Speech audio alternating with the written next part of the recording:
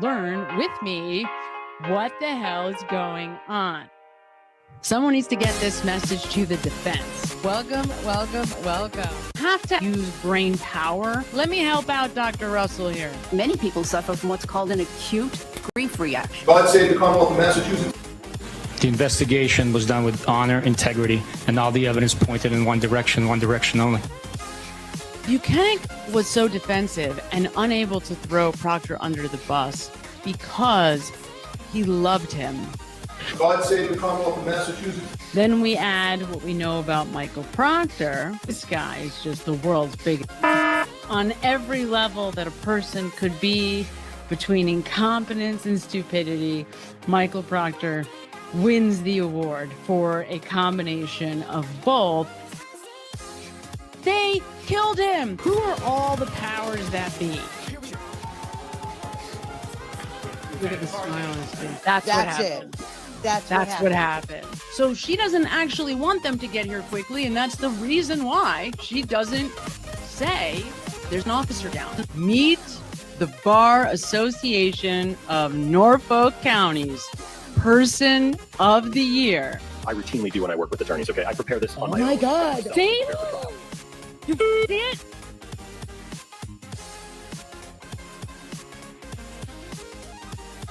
It is undeniable.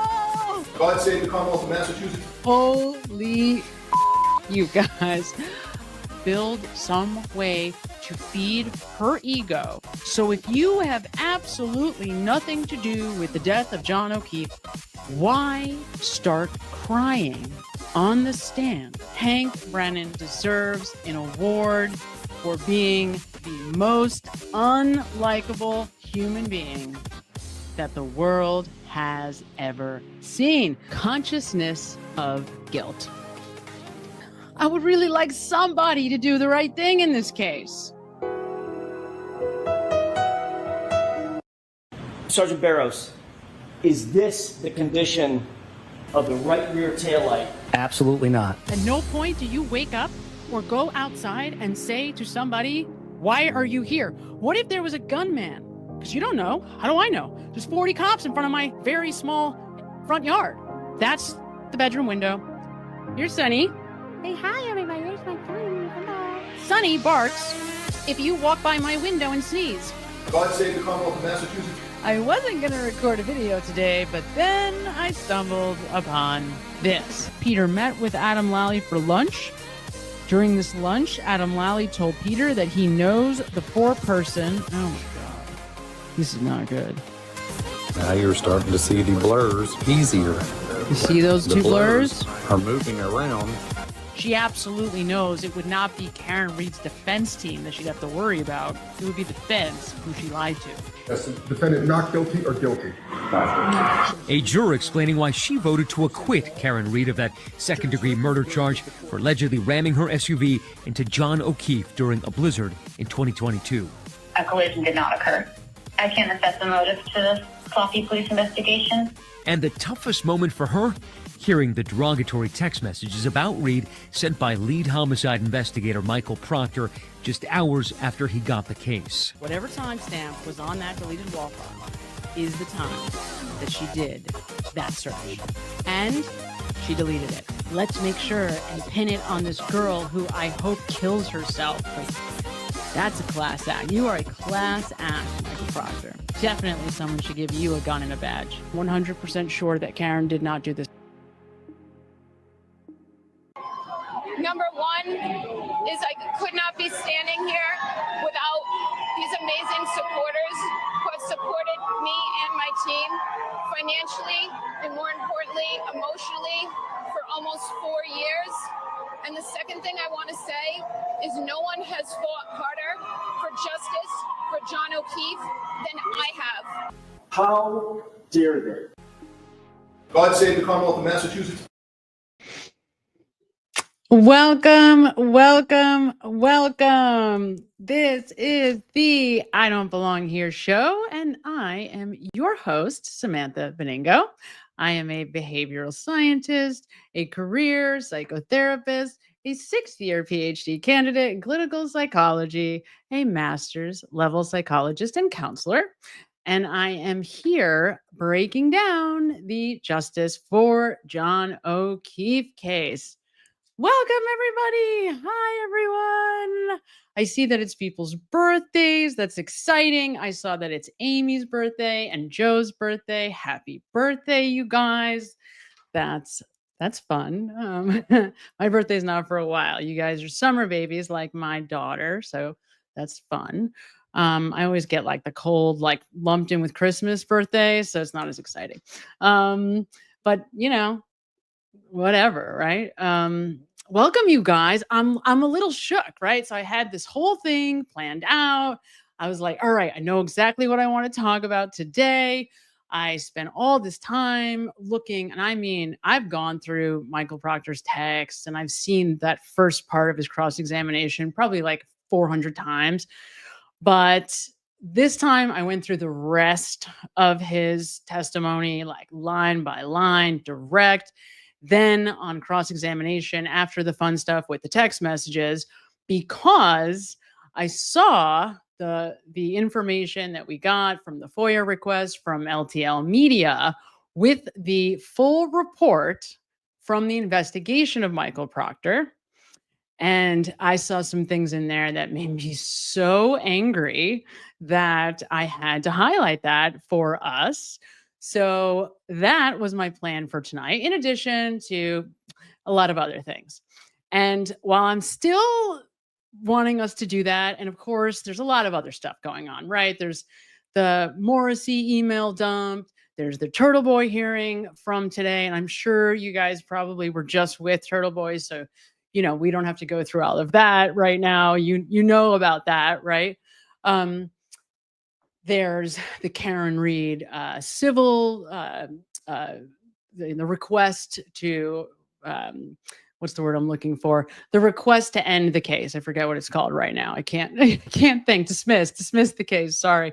So this is what I shouldn't do. I should never do this again. Right before I was about to go live with you guys, I opened up my email and start reading emails.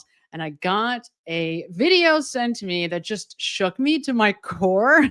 And so about 5 minutes before right now, I'm thinking, oh my God, it just, you know, there are those moments in this case where you just get hit and you're like, you realize like how screwed up. It's sort of like the same thing that happened after I heard Dr. La Posada's testimony, and I realized that, oh my God, you know, the motive for the people in the house was that John was dead. Like John was not left out in the cold. He died almost immediately. Okay. So that was a big moment, right? And then there was the moment with Brian Higgins' testimony where I realized that he basically confesses on the stand. That was a pretty big moment. But something about, because I've spent the last, I don't know, week digging around in all these cops and looking at those videos that I showed you last week, where we're looking at Brian Higgins's hand and I'm looking at the parking lot and I'm seeing all these like cop ghosts that are appearing and disappearing from this video. So now I'm starting to think, wait a minute. Now, you know, Berkowitz and Higgins, you know, in the Sallyport. And now I'm starting to realize that this, and I am not a conspiracy theorist, guys. I have spent the last year and a half doing everything I can to avoid the very one idea that this group of people were all colluding together. I've done everything I can to say to myself, no, this wasn't a giant cover up. They weren't all in on it. It couldn't have been the Boston Police Department, the Canton Police Department, and the Massachusetts State Police Department. Couldn't possibly be that. But today, it just dawned on me that it is. It really probably was. And that there's a lot of evidence that there is. Right? Like, oh my God. Okay. So I'm going to try to slow down and explain how I came to that once and for all. And, you know, this is what happens. Like, we all saw the trial, right? But there's a different thing that happens when you go back and it's a really boring thing to do, by the way, but when you go back and you go line by line through these people's testimonies, like multiple times, because I'm trying to do behavioral analyses, man, you see this in a completely different way. Like, it's a different story, right? Like, even it was so boring listening to Welcher again. God, who wants to ever listen to Welcher again, right? He's the worst. But without doing that, I never would have had confirmation officially once and for all that there is no way that this telematics data incriminates Karen Reed. It just doesn't. It's not possible. Now we know that officially because, right, the mileage. There's no way around it. Right. So I don't ever want to hear about telematics because it's over in my mind. It's officially a dead deal.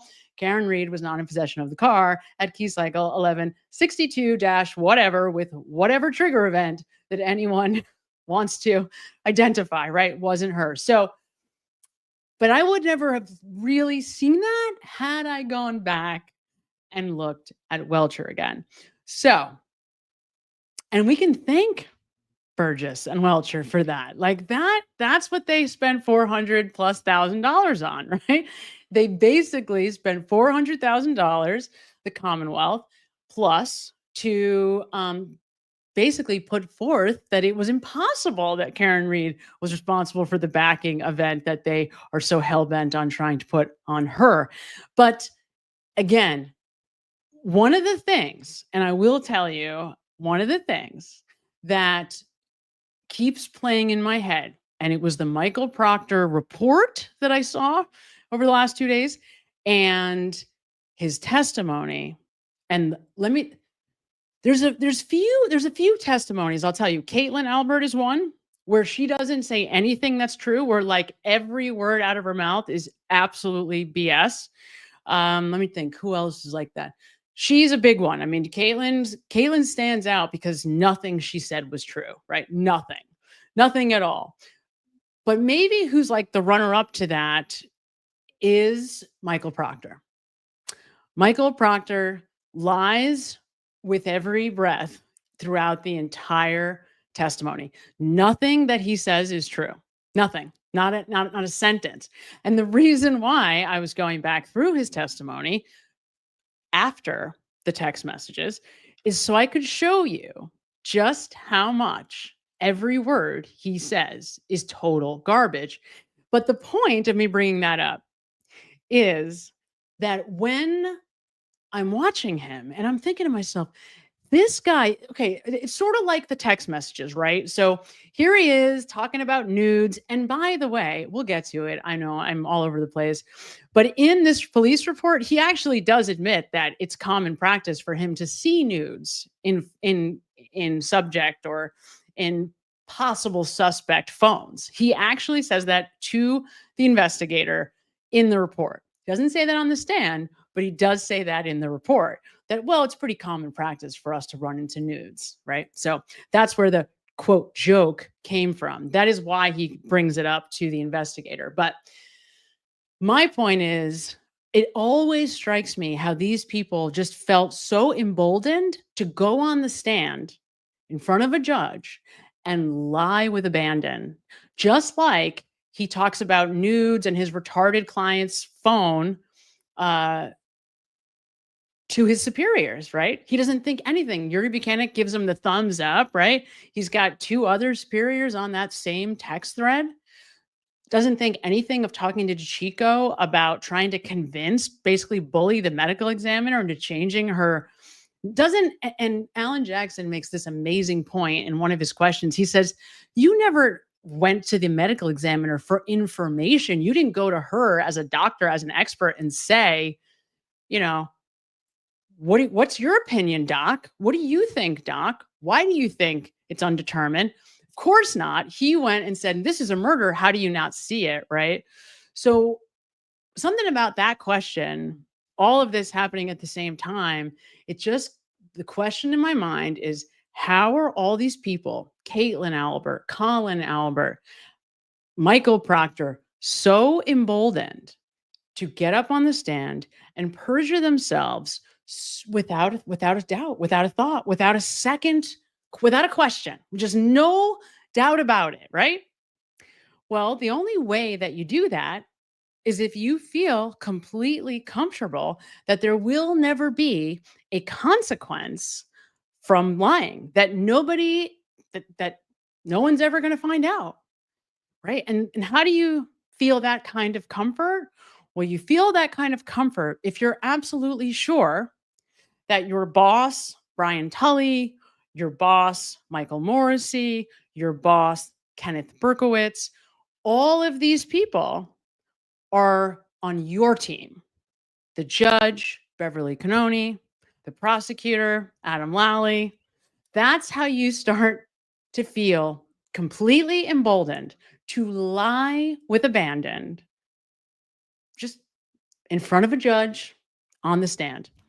And these people would have gotten away with it had Turtle Boy and all of us not just happen to scream and yell and see it, not happen to just, if Brian Albert came out of his house, if Brian Albert had walked out of that house, I may have looked at this case and said, she probably did it and walked away and never gave it a second thought. But the fact that that man didn't come out of the house and then tried to say with a straight face that he slept through it, there was, and that's, I think, some version of that story is why all of us got so hooked on the case, right? Because it's just, something is just wrong. And that's the thing. This group of people never thought in a million lifetimes that this kind of attention would be all over them. And that is why they thought they would get away with it. And that's the thing, right? So, and here we are, never letting them off the hook. That is my goal, to never let these people off the hook and just keep at it until all of the chips fall where they need to fall, because this is it's very serious, right? It's very serious. It's so upsetting. Oh my God, this poor guy, right? John O'Keefe didn't have a prayer. Yeah, that's where my head is at. So that's why I'm so frazzled, because, but I'm going to show you, I promise, all of the ways that I came to all of this. So it makes sense why I feel this way, but it's so crazy, you guys. It really is. It's so crazy. And I see Denise.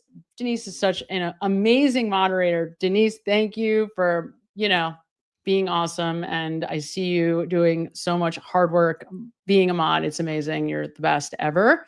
Because it's so hard for me to do everything all, to pay attention and be with everybody. So I appreciate you so much. Gina Parrish sends $5 and says, let's play 2 lies and a truth. Wait, they can't tell the truth. No, they can't. They can't. One thing I am thinking about doing, because every time I find out a little new nugget, I realize that Jennifer McCabe kind of already told us. And so now I'm starting to think, you know what? As much as it really pains me to even think about doing this, I'm starting to think maybe I really need to go back through all of her testimony from both trials. And again, it gives me like a physical, like a feeling of illness. So I don't want to do it. But she's the worst liar the world has ever seen. And man, she gave it all away. I mean, she pretty much, even just that 911 call, man, I mean, it is so incriminating. And there are so many moments from that second trial testimony where, boy, does she give a lot away, a lot. She wants to tell the world, Miss Jen McCabe. She really does. I mean, either that or she's losing it completely, or maybe it's both. So I don't know. We'll find out. But so here's what I wanted to find out. I saw, and I'm sure many of you saw, Christina Rex did an interview. So this is what I thought we would start with clips from, of the new colonel in charge of the Massachusetts State Police. Now, he was brought in. I guess he was a Jersey cop, but he's familiar with New England, grew up like between Massachusetts, I think the Cape area, in and around Rhode Island, Massachusetts, Northeast, whatever. So he's interested and cares about the Massachusetts State Police. I will tell you, I did a very kind of trivial, lie assessment of his interviews. He believes what he's saying. He really seems like he wholeheartedly wants to take this position, wants to make the world a better place. And that is why he's doing this. That very much seemed like genuine from him. But what I was looking for, and I didn't see it, and I think Christina Rex gets to it in a roundabout way. So we're gonna play it in a minute to look for it. I watched 2 interviews because he must have been doing a media tour over the last couple of days. I saw 2 interviews, not with Christina Rex, where nobody actually asks him, are you guys going to reopen the John O'Keefe case? Nobody asked him that directly. They dance around it, but nobody asked that question. So now I think I stopped listening, so I don't know for sure, but it sounded like Christina Rex was kind of getting to that. So I want to play some clips from that so that we can find out if she actually asks this question and what his answer to the question was. So let's start with that and see what his name is Jeffrey Noble. How do I forget that? Jeffrey Noble. I figure with the last name Noble, it should be easy to remember. So let's hear from Mr. Jeffrey Noble and see if he answers the big, most important question. But as I would absolutely put hiring and staffing as one of my top priorities that I absolutely focus on maintaining. Okay, I wanted to just All right, let's go see. over some because I've seen some recruiting posts on social media from state police asking, do you want to become a state trooper? Here's how you do it. Yep. And as I'm sure you are well aware, the responses to those are not always glowing. Yep. So I've looked at some of them. I just want to read you a few of them and ask you about it. Sure. So, a post from state police saying, do you want to become a state trooper? Here's how. Some of the comments. First, fire those that put us at risk. You know who they are. Once again, you cannot recoup public trust while still maintaining Officer John O'Keefe got the investigation he deserved. Own it. Integrity. How's that Sandra Birchmore case holding up for you guys in your integrity? I can't believe state police have to recruit. It used to be one of the best jobs in the Commonwealth. Now it's a punchline. Enrique Delgado signed up to be a state trooper and ended up dead during a training exercise. No sane person would work for the staties now because Proctor ruined them. I'm sure you see these comments. Are your recruiting efforts hindered? And why do you think that is? I think that anytime we see an erosion of public trust, anytime a police department has an incident that calls into question the integrity of the institution or the individual troopers, absolutely there is an impact on recruiting. I think that, and we're seeing that here. That said, I also know very proudly that we have over 2,400 troopers that are out there doing the job and doing it very well every day. And I think that we, as the Masters of State Police, need to continue to ensure that we will understand, we will accept the impediments to recruiting, whether it's specific issues that we have regarding performance of individual troopers or something more systemic that there's accusations of. But my response to that is engage with us, talk to us. We, through these messages and through our recruiting campaign, we are formally opening that door to say, learn about us, challenge us. And I expect hard conversation. I expect, and that's part of this job as a very public facing, and we are accountable to the public. And when citizens have commentary to respond to us, absolutely, we don't shy away from that. That's part of this business. But I would also say and challenge the Commonwealth to say, take the extra step and learn about us. We have formally, one change that you have seen through our Excellence Initiative and through our community outreach efforts is we have formally opened up communications. We are doing, through the very posts that you just referred to, we're opening up that door to say, come learn about us. If you're going to make a decision to pursue a career in law enforcement and the Masters of State Police, that's obviously a huge decision, but be informed. And we will accept and we will. Okay, so I think because of StreamYard, it's hard. It's hard for me to talk and play a clip at the same time. I don't know why. It doesn't always work. But so a couple of things here. He, I think, is the reason why Proctor was fired. It sounds like I heard him say that on a different interview. He didn't say it directly, but that was basically something he knew he had to come in and do. And when you read their results of the investigation that they did on Michael Proctor, I can't imagine how this man could stand up here and talk about making changes to the culture at the Massachusetts State Police and also have the results of that investigation be public. Like, the two things cannot go together. Okay. So I will explain what I mean in a moment, because the results of that investigation are an absolute disgrace and a total outrage. A total outrage. I'm going to play this for a few more minutes to see if I get the question answered to whether or not they're going, if there's even a discussion about actually investigating John O'Keefe's death. I think I already know the answer, but I just want to see for a little bit longer. So far, no. Own, and we will talk through the issues and the challenges, but we also want to talk about there's a lot of good to this job. Mm-hmm. And I still 100% believe that the Massachusetts State Police is an exceptional place to work. And frankly, I wouldn't have taken this job if I didn't believe that. We have to talk about the investigation into the death of John O'Keefe and the subsequent Karen Reed trial. Absolutely. You started this job at an interesting time right after the first trial ended, and then you were colonel while the second trial went on. Of course, the number one state trooper whose name has been associated with this has been Michael Proctor. I know that all of the behavior that he was terminated over happened before your time here. I'm just curious if you can reflect on that, on all of it, frankly, on the text messages and his handling of that investigation and how it reflects on state police. I think formally that the actions I've taken since I've been the colonel speak for themselves, as far as I ultimately am responsible for making the final decision to terminate Trooper Proctor.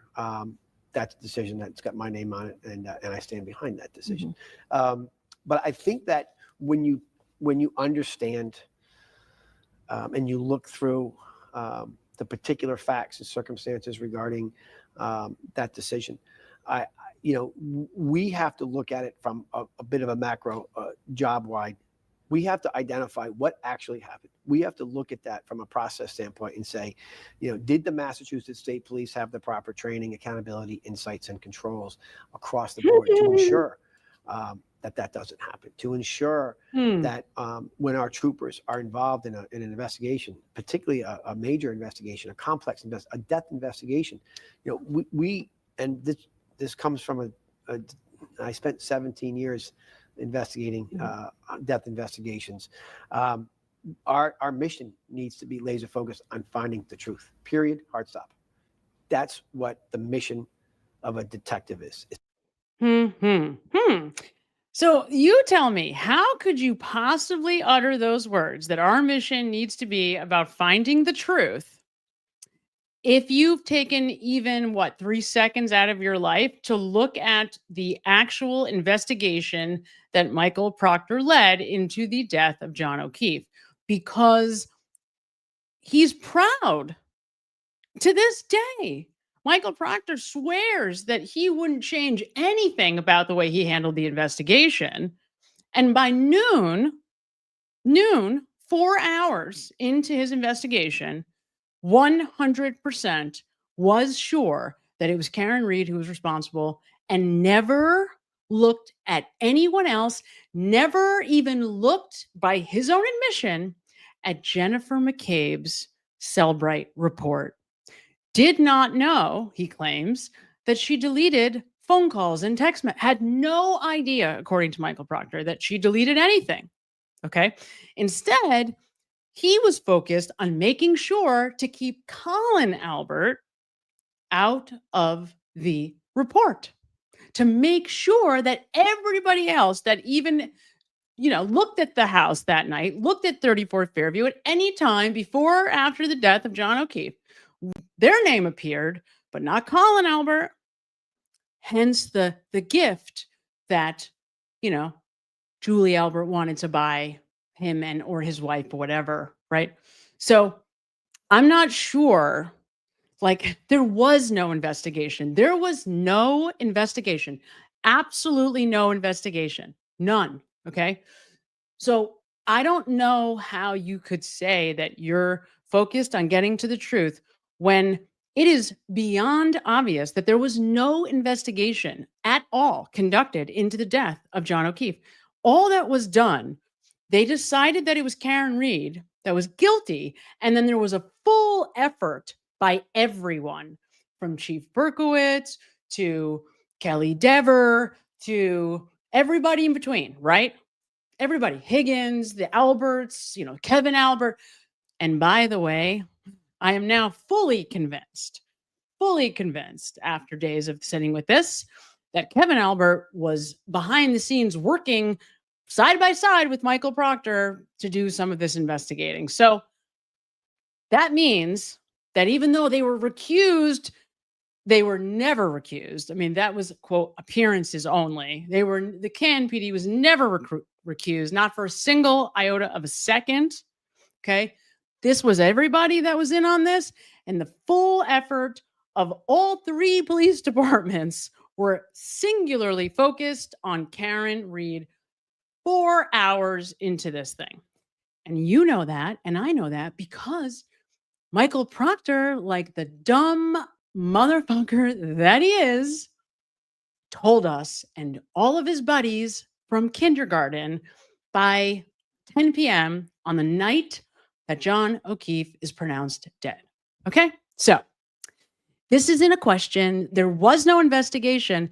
And I can't deal with the fact that this guy is doing a media tour talking about integrity and truth and honesty and just completely ignoring the elephant in the room, which was there was never an investigation into the death of an active duty Boston police officer. Okay, so just saying that.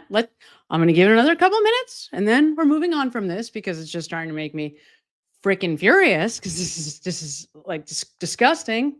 It's to uncover the truth, regardless of what direction that it takes you, and to follow the facts and evidence of your investigation, and to do so with integrity, with confidentiality, and with the professionalism that we expect. So, to your point, all those issues that factored into that decision, just like any other investigation I'd like to offer, we actively have been and will continue to take back to our team, digest the issues, learn from them, and then absolutely we have the responsibility to put measures in place so that we can report back to the public and say we've learned from that, we've gotten better, we've improved, and now we're moving forward. So in that case in particular, is the takeaway that perhaps Proctor's mission was not just to find the truth? Well, I think that the investigation itself, keep in mind, took place before I got it. So I was not here when the investigation took place. So I can't, and nor will I speak to the mission and how it was conveyed during the investigation portion of that. What I can say is that in my review of the after action reports and of the issues that were raised that I reviewed through the internal affairs process, certainly we identified areas where I think being specific to our core mission, a reminder to our core mission, is appropriate here. The actual why do we have troopers assigned to these cases? Why are we there? Well, we're there to uncover the truth. And I believe that it's our job and my job sitting in this role currently as the colonel to make sure that we are being loud and clear with the why and what we expect from our troopers. And that why absolutely is, as far as investigations goes, is aligned with the. All right. So here's the thing about this. Okay. Here's the thing about this. We have to get rid of this guy. This is the thing that is so freaking infuriating. Okay. What happens though, when the truth indicts fellow police officers? What happens when the truth forces you to look in a direction that you really don't want to look in?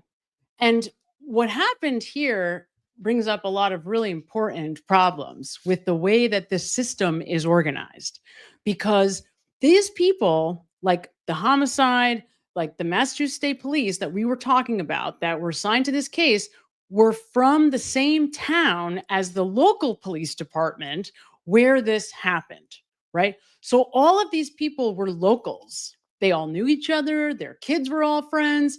How was there ever going to be a fair assessment of facts? Oh, and the person whose house, whose lawn John O'Keefe was found on was also a Boston police officer, right? So this case brings up everything that is wrong with the police. And we're not just talking about a local police department. We're talking about a local police department, a city police department, and a state police department, okay? And if you haven't seen Kenneth Berkowitz's retirement party, it's boring as hell, but it's worth watching for one reason. It highlights the relationships that all of these people have with each other. Like, it highlights the relationship between Helena Rafferty and Berkowitz and the feds, Josh Levy's office, and all of the local cops, and the relationship with outside entities and the Boston PD and the fire departments and from all over, not even just from this community in and around Boston, right? So I don't hear him speaking. I hear him talking about integrity and truth and honesty and restoring, the public's idea of the Massachusetts State Police. But in doing that, he's avoiding, right, all of the important questions, which are so obvious and which this case exposed. And I'm going to show you more about that in just a minute. But in the meantime, Coffee Cake sends $4.99 and says, "Love your merchandise." Thank you, Coffee Cake. I have to tell you that I have been making merchandise like forever. Like, I made yoga pants for years, really just for me. So it's so much fun to make clothes for me. I've always liked making clothes. So I am so happy that you appreciate it. Thank you. Thank you so, so much. And if anybody has ideas for clothes that you want me to make, I'm always thrilled. Email me. I'm happy to take a look at your ideas because I love making clothes. It's super fun. And welcome Queen Olive Ruthann, who just became a member. Welcome, welcome. Yeah.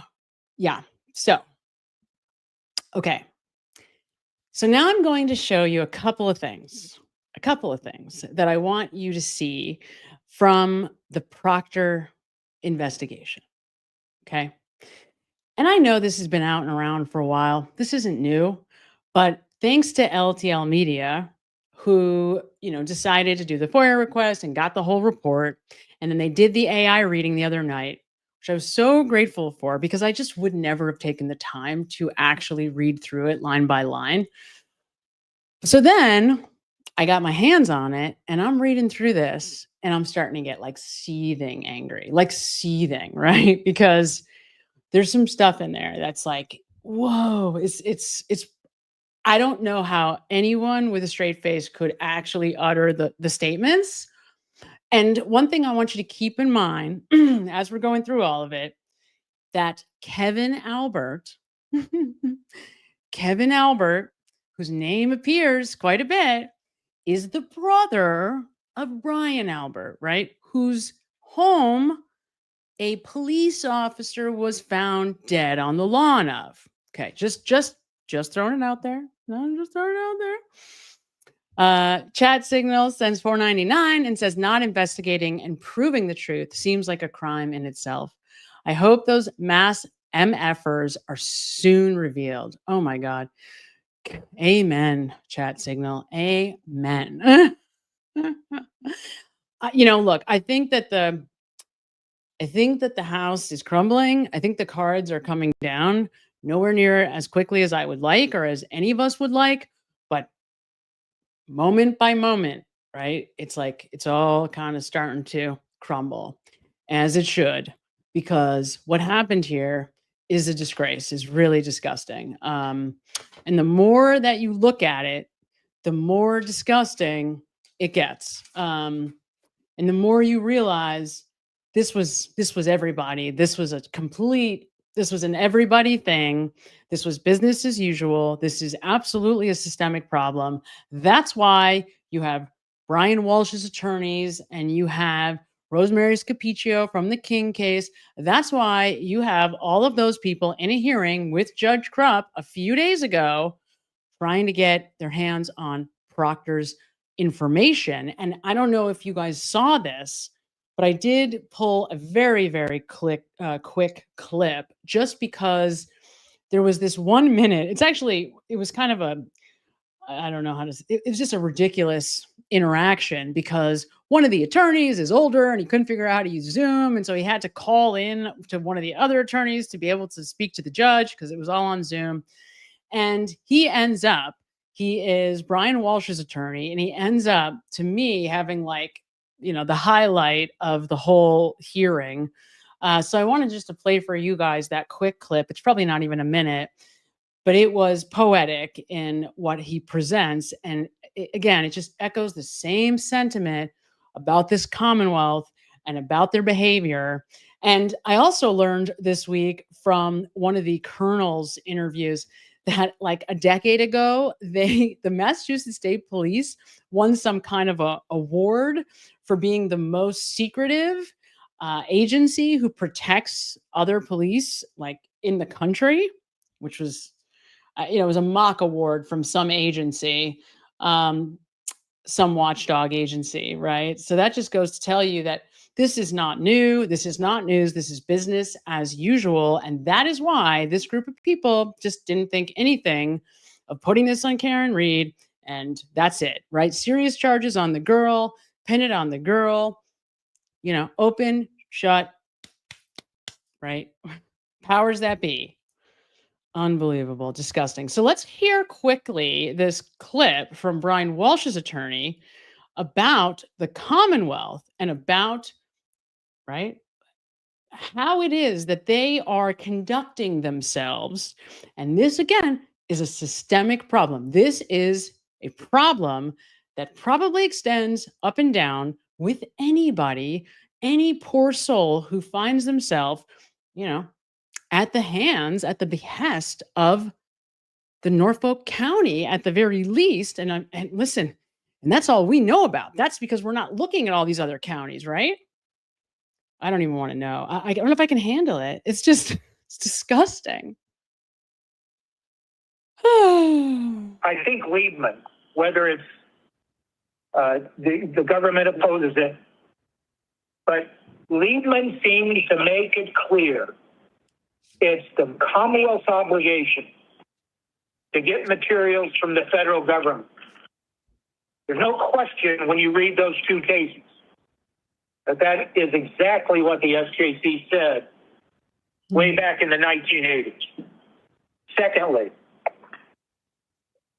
the Commonwealth has failed to inform this court or any part of it what the exact basis is that they're relying on that says they can't review the documents in their possession and custody for Rule 14 information as defined by Rule 14. Now, I'll just say that when we were in Plymouth,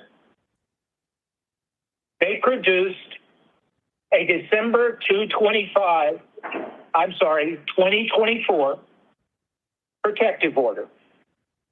There was one they let us read it. We couldn't copy it.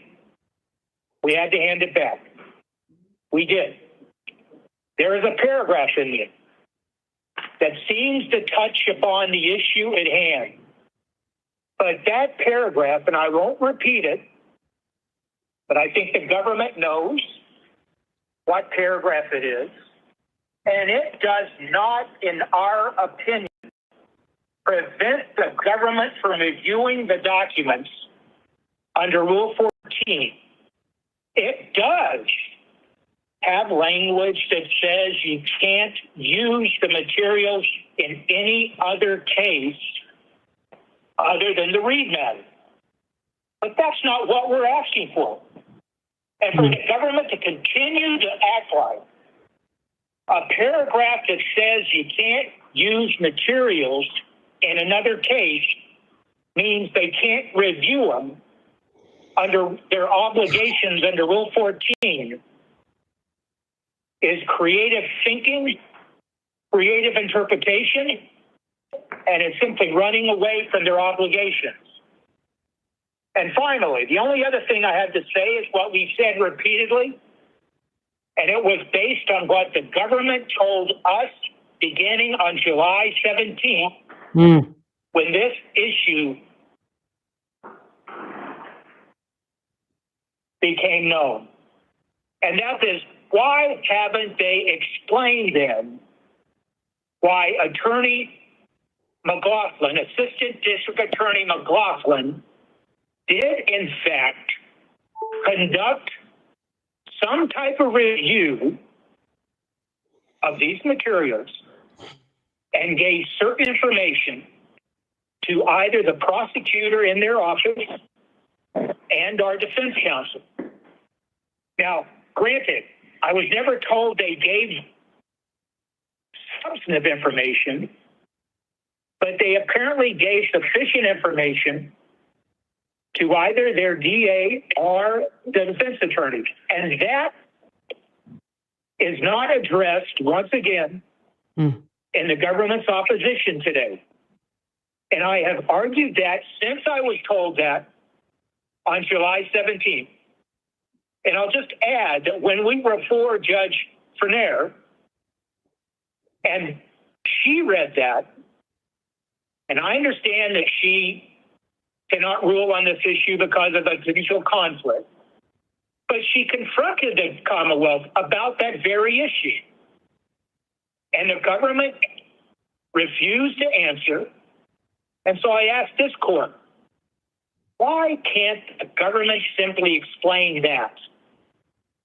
Why they did it in one case, why they provided information to either their DA or defense attorney in an unrelated case, and why are they simply refusing to do so now based on language they have not produced that, in my opinion, would not justify anything, but they still not produced the specific language.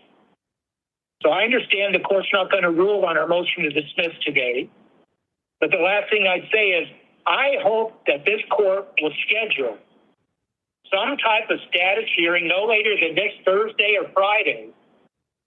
And if nothing else, order the government to stay in touch with the federal authorities and have an immediate update about the status of their motion to intervene. And that's all I have right now. So just in case you're kind of lost, what the hell is he talking about? So the thing is that, again, the Commonwealth is slow walking discovery, making excuses for why they're not able to disclose the messages from Proctor, but it's not consistent excuses. It's one excuse here. It's another excuse over here. It's half-hearted excuses. Sounds a lot like, the Cosgrove reactions earlier today in the Turtle Boy situation, right? So when they're called out, they kind of like, they give answers like, well, I don't know because I haven't been to the DA's office in a month. It's like, really? That's the answer? I have clients, my clients, like, life is on the line, and your response to why we haven't gotten discovery is you just couldn't get around to getting to the DA's office? I mean, that's the kind of stuff, right? And what's going on here? They're probably going to end up destroying Proctor's stuff, right? Up, just like the videos. Oh, who knows where the videos went? Videos just got deleted somehow, right? It's gone. That's what they do. Because who's going to stop them? Because they're the government. And that's the deal here, right? And I haven't said anything so far about Morrissey's emails. And the one takeaway from Morrissey's emails, there's a couple, but one of them right out of the gate, he himself, Michael Morrissey, is sending emails to anybody, but mostly Assistant DA Lynn Beeland and Brian Tully, sending emails about Turtle Boy with one statement like witness intimidation ? From the jump, right? He was the one who instantly felt like Turtle Boy was a threat and trying to put charges on him, trying to shut him down and shut him up from the start. So you can see that the DA's office was obsessed with Aidan Kearney from the start, right? Because the DA is mostly worried about the court of public opinion. He doesn't give a crap about truth and justice. He's still out there to this day talking about Sandra Birchmore's death as a suicide. Like, oh my God. Talk about this guy doubling down on the wrong side of things. I mean, what? Matthew Farwell is walking out of the elevator with a hoodie over his head. Like, bro, read the room, watch the video. Like, take 2 seconds out of your fat life to go watch the video before you open your mouth. These people, it's so unbelievable that it's like, I can't take it, you guys. I really can't take it. It's insane. Oh my God. Joseph, welcome. We have a new member. Welcome, Joseph. Getting my composure. It's so upsetting to me. And look, I'm not naive. I understand. Like, these are cops. I understand this is the government, but it's like these guys, they've just so obviously one thing is they all have in common, from the DA, all of them, Lally, everybody, all of the, Laura McLaughlin, everyone, the whole group, everyone, cops, all of them. They just walk around with this air of, we can do whatever we want. Nobody can tell us which way is what. We have no responsibility to do the right thing in any way, shape, or form. We're just going to do what's best for us and our buddies. Like, that's it. And they don't see the problem with it. And that's the part that is so despicable. Okay. That's the part that should really send a chill down the spine of all of us. This is the problem with this report about Michael Proctor's behavior. Okay. So this is the problem with the Michael Proctor investigation. It sounds as though they did a very thorough investigation thanks to the text messages. Okay. That's really what happened. They got wind of the text messages through the trial, it sounds like, which immediately started an investigation, triggers an investigation, and they go through line by line all the text messages. They have multiple interviews with Michael Proctor. And as a result, they try to get a hold. They try to interview Kevin Albert, but those efforts were, quote, unsuccessful. Explain that to me. How is it even possible? How could the Massachusetts State Police not successfully be able to interview Kevin Albert, a Canton police detective? Like, explain how efforts to interview him are even possibly unsuccessful. Explain that, because I can't figure that one out. But there is something that seems to have just gotten kind of brushed under the rug about Kevin Albert that I want to get into. So let me see if I can get through a couple of key points before I get into that. Really just one. And the one statement here that I wanted to read out loud, see if I can find it on my document, because I can't read that. It's just too. All right. So it's the number 4 here. All right, here it is. So, in addition to the information provided concerning text messages sent by Trooper Proctor, there were concerns raised as a result of the federal investigation that Trooper Proctor had personal relationships with witnesses involved in the investigation. An inquiry was conducted by the department to determine if any substantial relationships existed between Trooper Proctor and witnesses related to the investigation. The inquiry showed that while Trooper Proctor had a relationship with some of the witnesses, those relationships were not substantial in nature. The inquiry found that the relationships were consistent with how Trooper Proctor represented them in the federal investigation. It was also consistent with how Trooper Proctor portrayed them in his testimony in the criminal trial against Ms. Reed. Are you kidding me? Okay.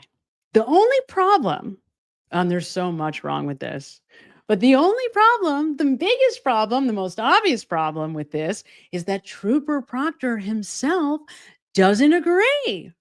Trooper Proctor himself very obviously thinks that this relationship, these relationships, sorry, not this, these several, plural, many relationships that were a problem that should have had him recusing himself from this investigation, he thought they were a problem. And how do we know? Well, you tell me what you think.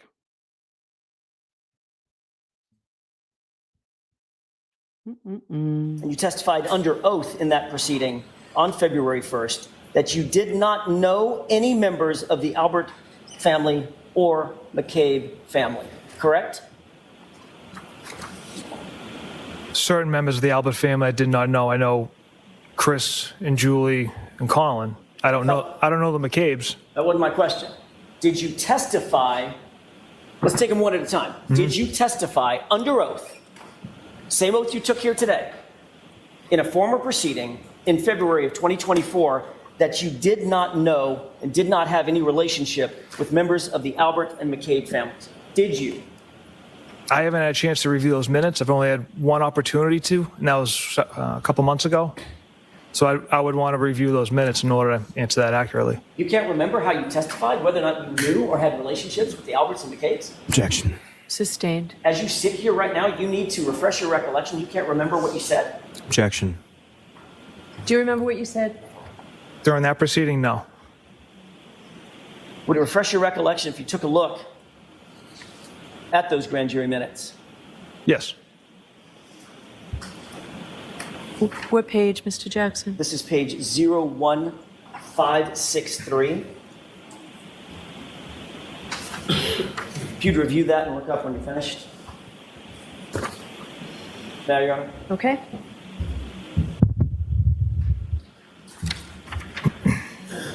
Would that refresh your recollection about a question and answer that you had, or series of questions and answers that you had while you were testifying under oath in that other proceeding? Yes, sir.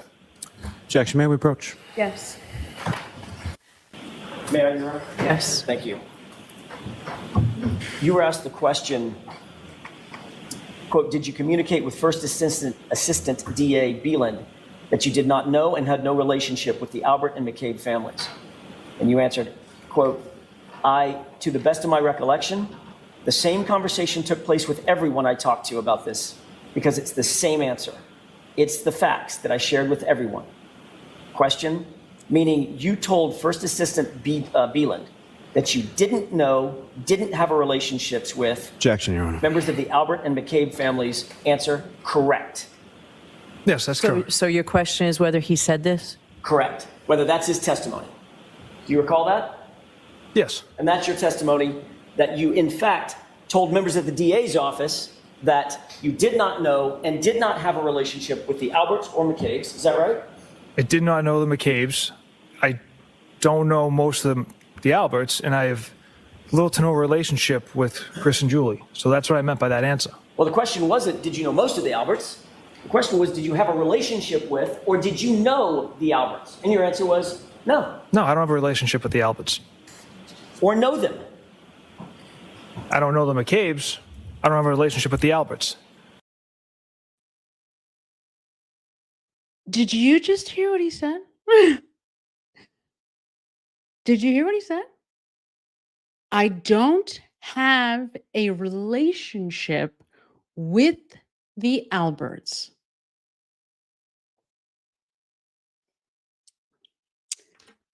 Yeah, that's a lie. That is a lie, a very, very, very, very big lie. And you see how he knows 100% that the relationships that he has make him an inappropriate selection for being the lead, yes, lead, which, by the way, this investigation confirms he was of this investigation. They call him the lead investigator in this internal affairs report. So he, according to them, is the lead investigator, and he himself knows that these relationships were inappropriate, absolutely inappropriate. And he 100% should not, did not, under no conditions should have been leading this investigation. And for exactly the reason that we wind up just a few minutes later finding more about, okay? For all of the reasons why he should have recused himself, why he should have been an adult. And despite his desire to want to be the hero because of his deep insecurity and his need, his ego, wanting so badly to be the hero, lead investigator on the one homicide of a police officer that Canton has ever seen. He wanted to be the big hero, the big shot. That's why he would not allow anyone to tell him that the relationships that he had made him an inappropriate choice for this position. So he lies to everybody, including the feds, including the DA, including Lally himself, Lynn Beeland, Adam Lally, and he says, no, I didn't really have relationships with the McCabe. I didn't know the McCabes. Huh. So you see what he's doing here? Let's let him finish. Let him finish. Because it's just, yeah. So you do know the Alberts, correct? I know some of them, Julie and Chris. And Colin, correct? Correct, and Colin. And you knew the Alberts when you gave this testimony in February of 2024. Is that right? Yeah, they asked if there was any relationships. Let's try this again. Meaning you told First Assistant Beeland that you didn't have relationships with members of the Alberts and members of the Albert and McCabe families. Answer, correct. Mm-hmm. Was that ambiguous in your mind? The way I interpreted relationships was basically being like friends or, communications, frequent communications. That's how I interpreted Well, that might have been a good time to pipe up and say, well, I know Chris and I know Julie and I know Colin, correct? Objection. Sustained. That might have been a good time to answer the question, I know these three individuals from the Albert family, right? Objection. Sustained. But your answer was one word, correct, right? Yes. You further testified that you never have gone to any supervisor at Massachusetts State Police to disclose even a potential conflict of interest in this case that you might have, correct? Correct. And you indicated the needs never come up. Is that right? Correct. You also told ADA Lally that you, quote, did not have relationships or know members of the Albert or McCabe families, correct? Correct. And that's just not true, is it? You do know members of the Albert family. Isn't that right? It's different from having a relationship with people. But what about part of the question, did not have relationships or know members of the Albert or McCabe families? How about that part of the question? Well, that's lumped in with the McCabes. I don't know the McCabe family, sir. I see. So what you did, Trooper Proctor, is you dissected the sentence, and where relationships are concerned, you ignored that in terms of the Alberts because you don't have relationships. Where no is concerned, you link that to the McCabes because you don't know the McCabes. That's what you did? No. So it's sustained. You can ask it. You can break it down, Mr. Jackson. Not sure I can. I'll ask it a different way. How about if I just ask it this way? That was a lie, wasn't it? No, absolutely not. You stand by that testimony? Yes. That you... Wait, I have to tell you. Anytime that you hear Michael Proctor utter the phrase, absolutely not, it is absolutely a lie. That is his tagline, lie, phrase. Every time. Every time. Okay. Every time he uses the phrase, absolutely not, it is 100% not, it's not kind of like a lie. It's not a little bit deceptive. It's 100% complete garbage. Okay. So just so you know, moving forward, when you hear that from him, it is a lie, 100%. We're almost done, but I'll let it finish. I'll shut up. I'm going to shut up now. Here we go. Don't know at the time that you testified that you didn't know the Alberts or any members of the Albert family? They don't have relationships with them. Okay. My question is, you keep going back to relationships. I'm asking you, did you testify that you didn't know them? Objection. I'll let him have it. Do you understand the question, Trooper? And it was Chris, Julie, and Colin. Okay. Right. So there's the big problem. Okay. Here's the problem with what he's saying. What about Kevin? Okay. So we know when I say that he's friends, I mean, he's not just friends with Chris and Julie. His sister is best friends, lifelong best friends with Julie's sister. Okay. Now, while that sounds like 6 degrees of separation on paper, it would be, except Julie is so close with her sister that she was on the phone with Proctor's sister 60 plus times in like 6 months. And she didn't consider her like a frequent friend. They just talked like 60 times, but that's not like her bestie. How many people have you spoken to on the phone 60 times in 6 months? Okay, just throwing that out there. Oh, and right, Julie was like playing nanny for Proctor's sister's kids, and Proctor and his sister are like they're so close they speak multiple times a day on the phone.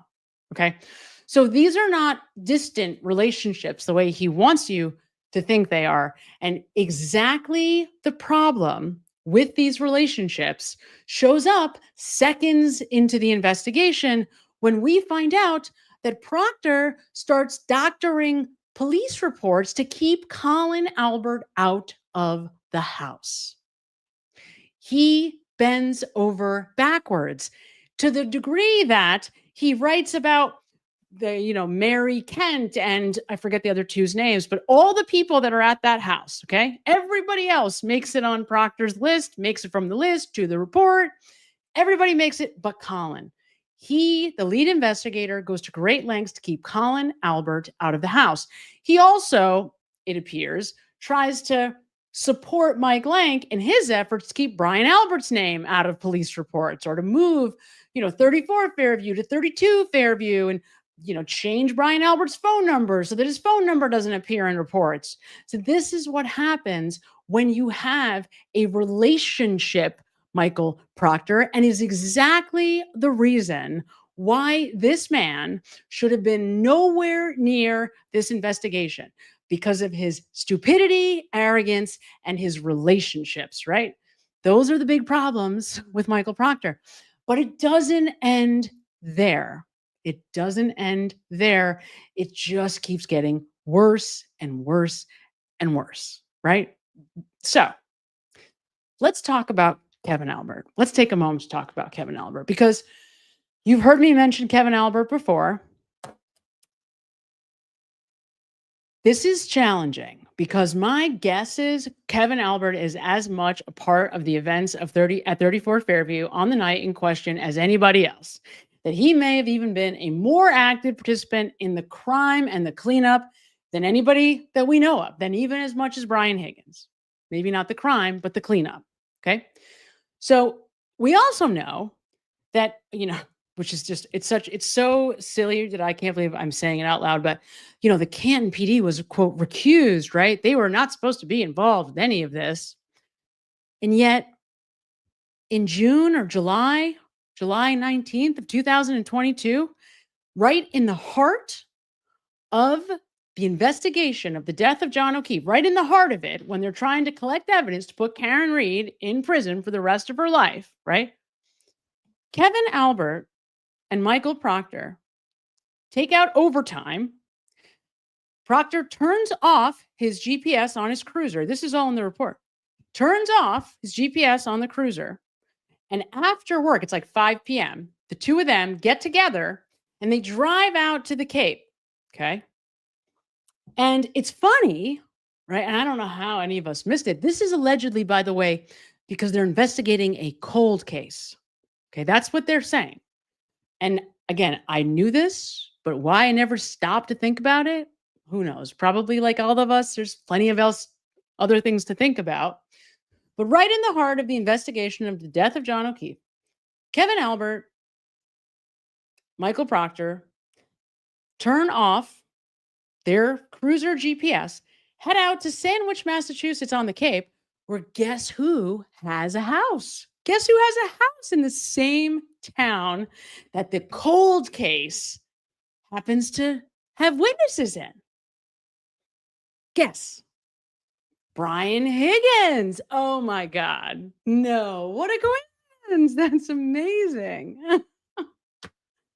So with his GPS on his cruiser turned off, which he defends, saying, "Oh, well, if I'm undercover doing detective things, I'm allowed to turn it off," which is absolute garbage. Again, plausible deniability, absolute garbage. I would love for someone to produce. Nobody asks, right? Who was the cold case? What cold case were you two working on? When were the two of you ever assigned a cold case together from however God knows long ago? And if you were working on a cold case before, doesn't that count as a relationship with a member of the Albert family that you should have disclosed to somebody? Shouldn't somebody have known about the relationship that you have with Kevin Albert, who is the brother of the guy who you're supposed to be investigating? No, not the brother of the guy who died, the house that he died at, the lawn he was on when he was found. I mean, think about that, right? Think about what that means. This is Michael Proctor, who's too stupid. That's what happened here, okay? Michael Proctor doesn't understand that his relationships with the Alberts made it impossible for him when he's meeting, and think about what a layup this was for Brian Albert. No, really. Think about how easy it was for Brian Albert to get one over on Michael Proctor, right? That must have been like when Brian Albert saw and heard that Michael Proctor got this case as the lead, he must have been like just rolling around, like laughing because of how easy it was going to be to get one over on Michael Proctor, right? So all he had to do was follow Jen and Matt home so they could be with their kids, right? Sit for 30 minutes in a room with Michael Proctor, who, by the way, also tells us and has the audacity to say this with a straight face, we don't record interviews. Somebody somewhere, please give me one good reason why a police officer wouldn't want to record the interviews that he's doing. One good reason that is not nefarious. Because I've watched probably, 100,000 First 48 shows. I've seen so many episodes of the show First 48, I can no longer find one that I haven't seen. And I've never heard another police officer, and maybe they're just, picking like the best of the bunch who are, or at least, while they're being filmed, always every witness that whether it's a significant witness or not, always bring them to the police station if they can, with very few exceptions, unless they really can't get a hold of a witness, then they'll go to them. Otherwise, even if you just happen to be walking by and glancing at a crime, they ask you to come to the police station because then they can record that interview, but not Michael Proctor. We don't record interviews. Give me one good reason why, as a police officer, you would not record an interview unless it's so that you could change whatever that statement is later at will. Okay? Okay. So, Michael Proctor is so stupid that he doesn't understand that because of his relationships with the Alberts, when Brian Albert says, oh, Karen Reed did this. Yeah. I mean, Karen Reed had a broken taillight. And tell him, Jen, tell him. Was he going to take more than a quarter of a second to think beyond that, to say, yeah, you know, Brian Albert's we got to look at him though. We got to at least take a look at Brian Albert. No. What does he do? Exactly what Brian Albert knows he's going to do. He walks out of that house and he says, Karen Reed is guilty. Let's go to the hospital. Let's find some way to put it on her. She did it. She's the asshole.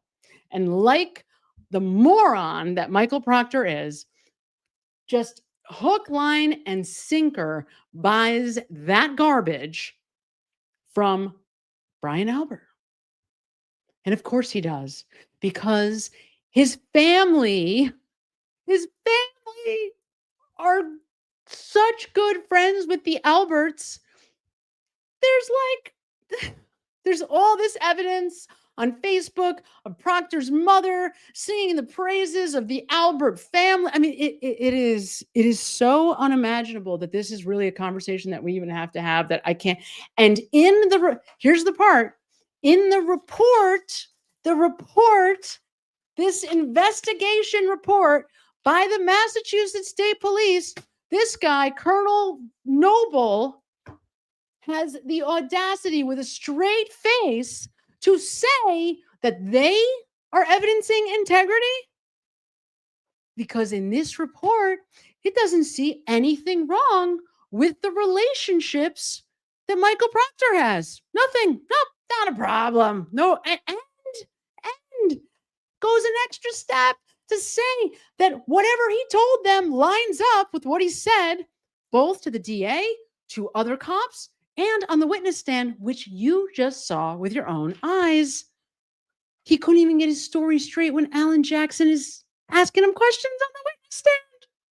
Couldn't even get his story straight there. But according to the investigator who investigated Proctor, no problem with his relationships. It didn't cloud his judgment at all of this investigation. Like, how these people have the audacity. So, okay. I know I'm getting distracted. Flo Sky sends 10 pounds and says, Samantha, thank you so much for your analysis. I love your passion and outrage. I'm with you.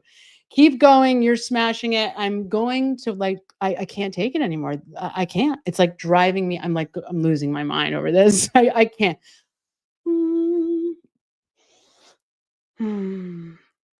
Breathe. Okay. Let's hear what Michael Proctor has to say for himself about his relationship with Kevin Albert. I want to ask you about another issue concerning a potential conflict of interest. You were well aware that Canton PD was supposed to be, we talked about this at some length, conflicted off the case as of January 29th, 2022, right? Correct. And you even put it in that text message, not Cat, it's total opposite. They have to recuse themselves, BPD. Same with Canton, right? Yes. Those are your words on January 29th, right? Yes. And you knew that one of the reasons for Canton PD to recuse itself is because of the relationship between the Alberts and one of the detectives on Canton PD, Kevin Albert, right? Correct. You knew that Kevin Albert was the primary source of the conflict, correct? Yes. And you knew that he, above everybody else, should be completely removed from any contact with the investigation or the investigators, right? Correct. Yet when you wanted to coordinate witnesses for interviews in this case, who'd you turn to? I texted Kevin Albert to see if he could secure a conference room for us to conduct interviews at the station. The same Kevin Albert to help coordinate these witness interviews, who's the brother of Brian Albert, right? Yes. If you could turn to tab 13, please. Do you have that in front of you, Trooper Proctor? Yes, I do. If you'll turn to page 2591, can you see that on January 30th, 2022, at about 11:55 a.m., Kevin Albert texts you on your personal cell phone, Paul G. is reviewing the reports now. Steve Seraph is here if you need to interview him, and we can call Stephen Mullaney in as well, end quote. You see that? Yes. Who's Paul G? Lieutenant Paul Gallagher. So Kevin Albert, a Canton PD officer, and an Albert is texting you about Paul Gallagher, another Canton officer, about interviewing Steve Seraph, another Canton officer, and Steve Mullaney, a second Canton officer, correct? Correct. What investigation was Kevin Albert referring to in the text? The death of John O'Keefe. This investigation. Correct. Did you tell Kevin Albert it's completely inappropriate for him to be involved in this case at all? I did not. Did you tell him he shouldn't be having any contact with any of the witnesses, and he shouldn't even be having contact with you? Did you tell him that? I did not. What you did write back was, quote, okay, you and I are coming in at 1 to interview a firefighter, Katie, correct? That's right. So not only did you tell him that you were engaged in the process of obtaining interviews, you told him the name of the interviewee, right? Yes. And you were going to do it at Canton PD, correct? Correct. So you're sharing information about the identity of witnesses that you intend to interview with Brian Albert's brother, right? Yes. Then you asked Kevin Albert to actually contact the witnesses in order to schedule their interviews, didn't you? Yeah, I believe it was Officer Mullaney and Seraph. Now remember, the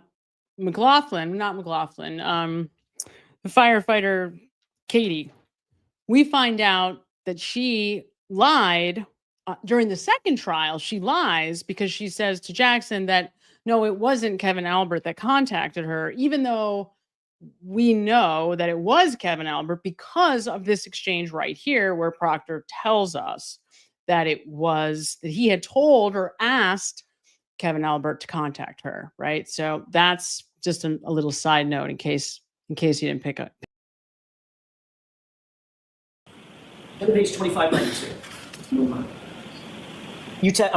Kevin Albert texts, okay, so I'll get Mullaney in as well. You interviewing her here? And you respond, yeah, if we can line them up for 1:30 and 2, that would be great, correct? Yes. So you were leaving it up to Kevin Albert to contact and coordinate with the witnesses that you intended to interview at Canton PD, correct? Objection. I'll allow it. Correct. You then answered anytime in the ballpark. I'm sorry, yes, you answered anytime in the ballpark, then you went on and said from 1:30 on, correct? Yes. Kevin Albert then says, okay, sounds good. And then he responds, if you want to interview witnesses in the recorded room here, you're more than welcome. You see that? I do. He was referring to an interview room or an interrogation room where there's surreptitious recording devices, correct? Yes. That's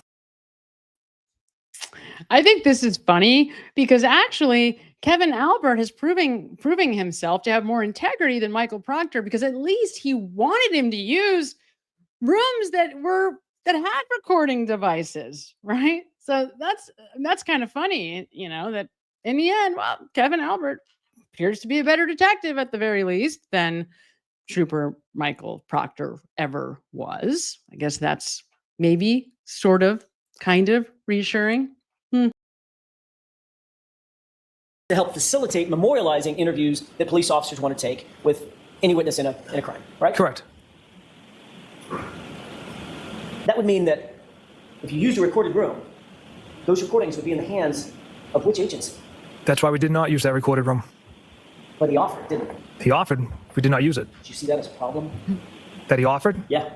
No, I don't, sir. You see that as a problem because he might, I don't know, take some of those interviews and forward them to his brother? Objection. Sustained. You can ask it differently, Mr. Jackson. Were you concerned that Kevin Albert was offering to utilize Canton's recording programs facility in order to get access to what the witnesses were saying so that he could then forward that or tell his brother? No. Never crossed your mind? Never.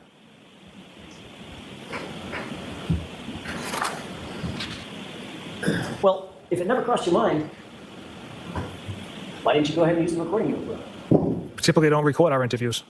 That's not what you said a second ago. You said the reason we didn't use the recording room is because of the obvious possibility that Kevin Albert and Canton PD could have access to the recordings. Objection. Sustained. Didn't you say that's why we didn't use it?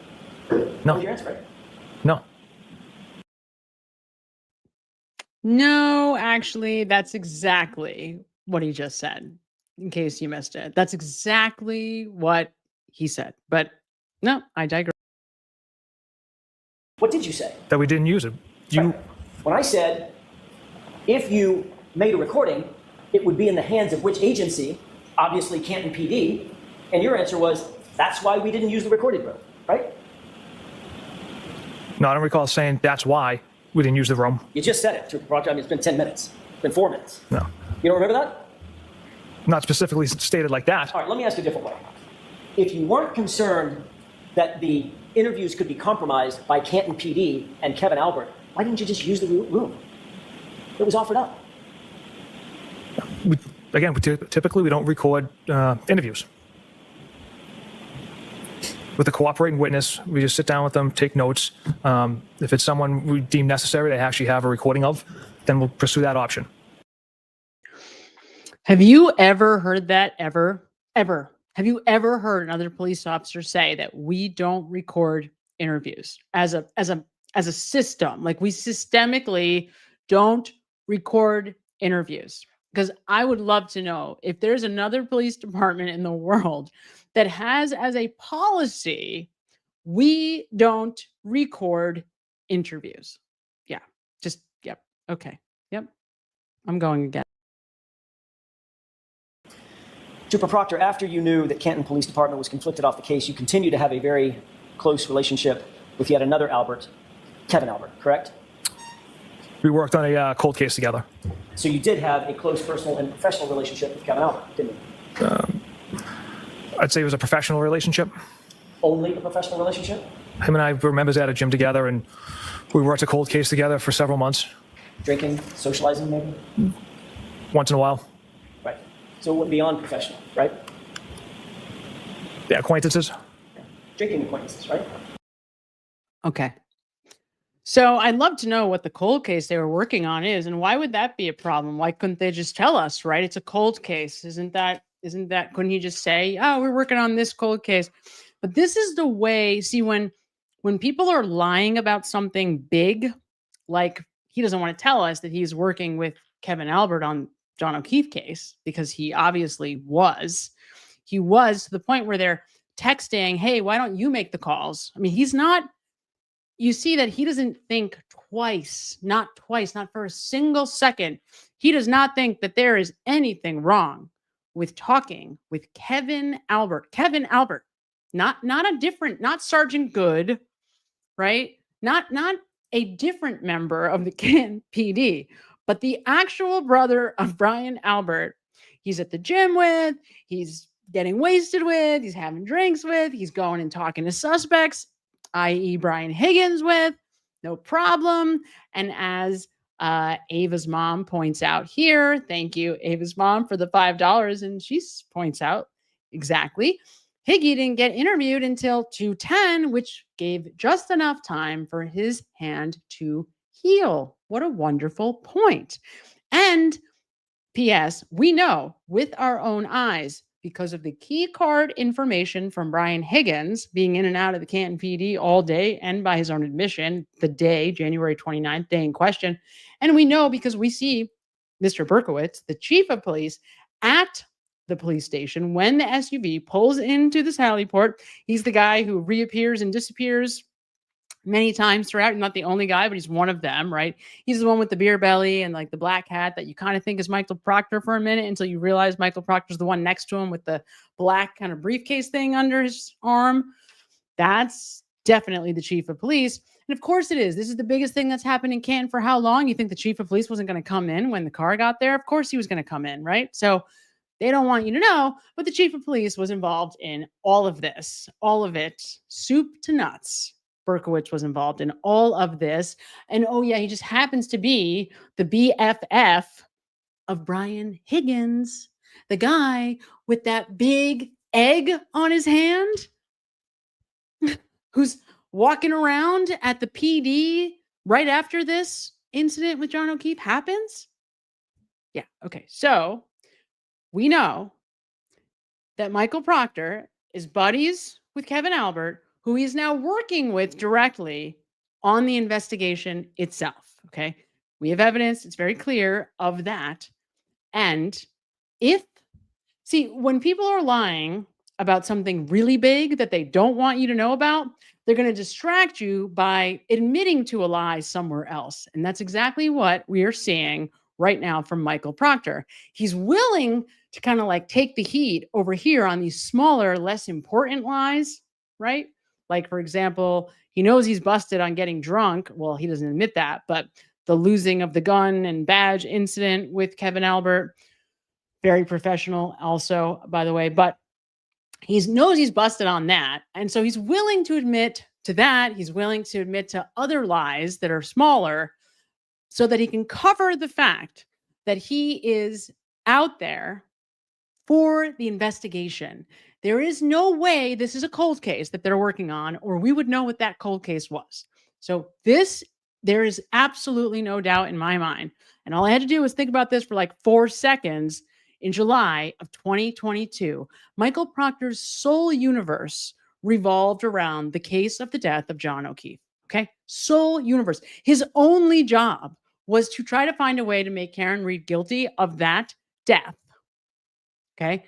And so he's not a cold case. He's out there for this investigation, very likely to interview Brian Higgins with Kevin Albert. I mean, has there ever been anything so obvious to any of us in our whole life? I mean, it's so obvious, right? Okay, I'm leaving. On several occasions, yes. Socializing acquaintances, right? On several occasions. So when you told the jury a few minutes ago that you were aware of and knew of, but didn't have relationships with 3 Alberts, Julie, Chris, and Colin, not quite true, is it? Objection. Sustained. There's a 4th Albert out there, isn't there? Got it. Right? Yes. But you didn't tell us about that one. Objection. I'll allow it. Correct? I don't consider that a relationship. It's Well, let's look at that. 5 months into this investigation, in July of 2022, you were actually continuing to socialize with Kevin Albert, weren't you? Yes. On July 19th, 2022, you and Kevin Albert went out drinking together, didn't you? Trooper Proctor, I'm not asking you to look for anything in the binder at this point. I'm asking for your memory. I don't recall that. You don't recall the date, or you don't recall? July 19th, 2022. You don't recall the drinking? The date itself, sir. Why don't we turn to tab 13? Yes, sir. Do I have a number or a letter? We're still in tab 13. Are we still in tab 13? All right, so what page, Mr. Jackson? Page 2602.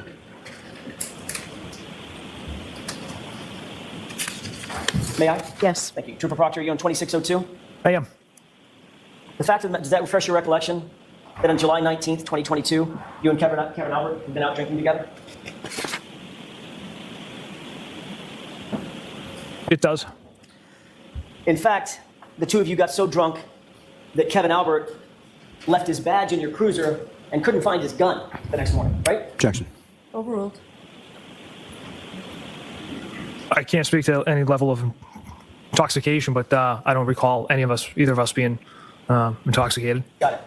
So, isn't it true that at 7/20, July 20th, 2022, the day after, at 8:39 in the morning, you texted Kevin Albert, quote, "Found your badge in my cruiser this morning," end quote, correct?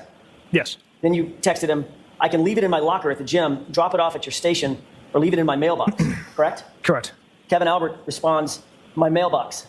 Did I take my gun?" And then included a wince face emoji, correct? Correct.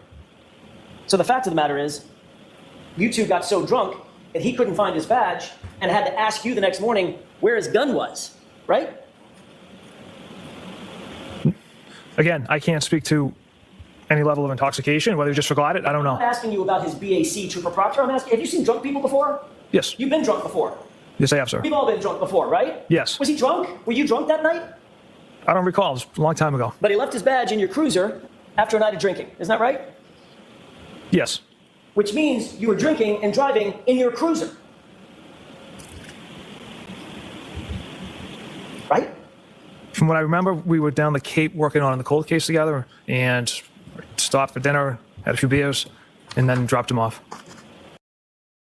All right, let's hear what the investigators found with this incident. So, according to Proctor, when they arrived in Sandwich, they interviewed a witness and attempted to locate another witness. Wonder who that was. Trooper Proctor said that he and Kevin Albert then stopped at a restaurant in Sandwich and had dinner. Trooper Proctor stated that he did have approximately 1 to 2 beers with dinner. He stated that both he and Kevin secured their firearms inside locked containers in his cruiser, which can't be true because one of them didn't know where their gun was. After they finished dinner, Trooper Proctor stated that he then drove Kevin Albert home to Canton, dropping him off at approximately 10:45 p.m. And the timing doesn't really work on that. So, okay.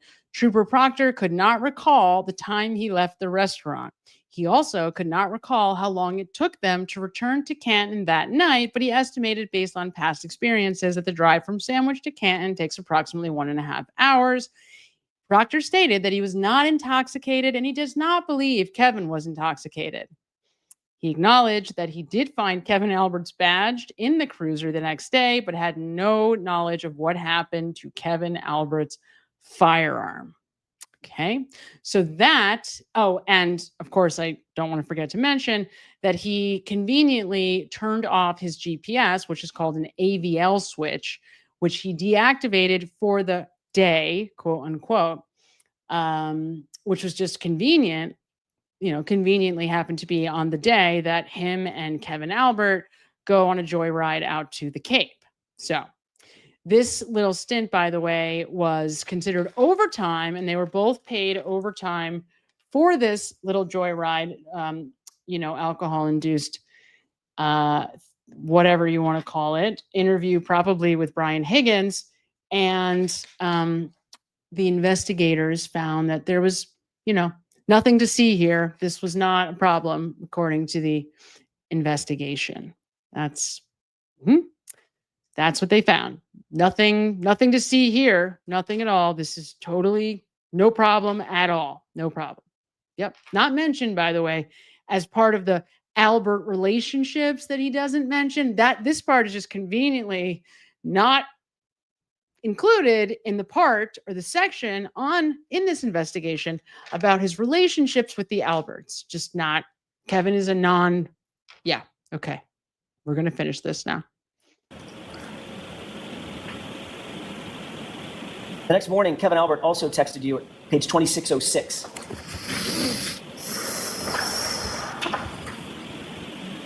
Starting with, "It's bad." Tell me when you see that.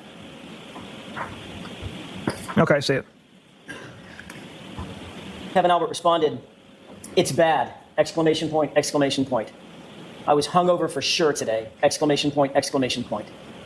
Couple tonight to make me feel good," end quote. Correct? Correct. You can take that down. Does that refresh your recollection that the two of you had been out drinking the night before? He got so drunk that he couldn't find his badge and he couldn't even find his gun.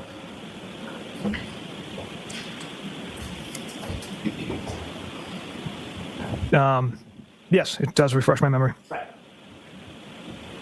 And you're in your cruiser. Right?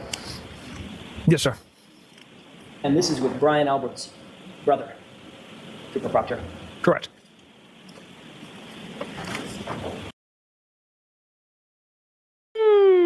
Okay. So, yeah. Okay. So Josie Lou & Co. sends $49.99 and says, "Is the bullet we don't see coming, which kills us, an invitation to die.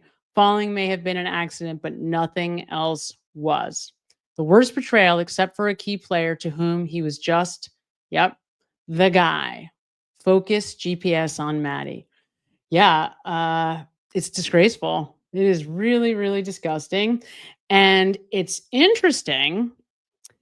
I was going to save this for the end, but I'm going to play this very short little clip here now because you, Josie Lou & Co., mentioned Maddie and the McCabe family.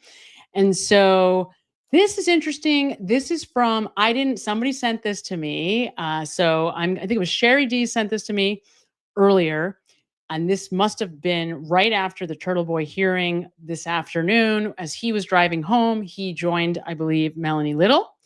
And this is what he says to her. And this is like a 30-second clip. So I'm going to add this now for you to see. I thought this was very interesting. I got, oh my God, my jaw was dropped reading this stuff. First of all, we got the Buchanan and K. Peter messages. Those are juicy. And then they gave us, for some reason, all of Jennifer McCabe's text messages from January 29th, 2022 to February 2nd, 2022. And I was talking to Karen Reed about some of this stuff today. And she's never seen these. Like some of these messages, like the communications between Allie McCabe and Jennifer McCabe on February 2nd are wild. The communications between Jennifer McCabe and Kaylee Furbush are wild. Like it's like, it's wait. What was the date that Jen McCabe said she voluntarily gave over her phone? February, was it like February 2nd or 3rd around there? Because she said that she was allowed to delete all communications with her kids. Did you catch that? Do you want me to play that again?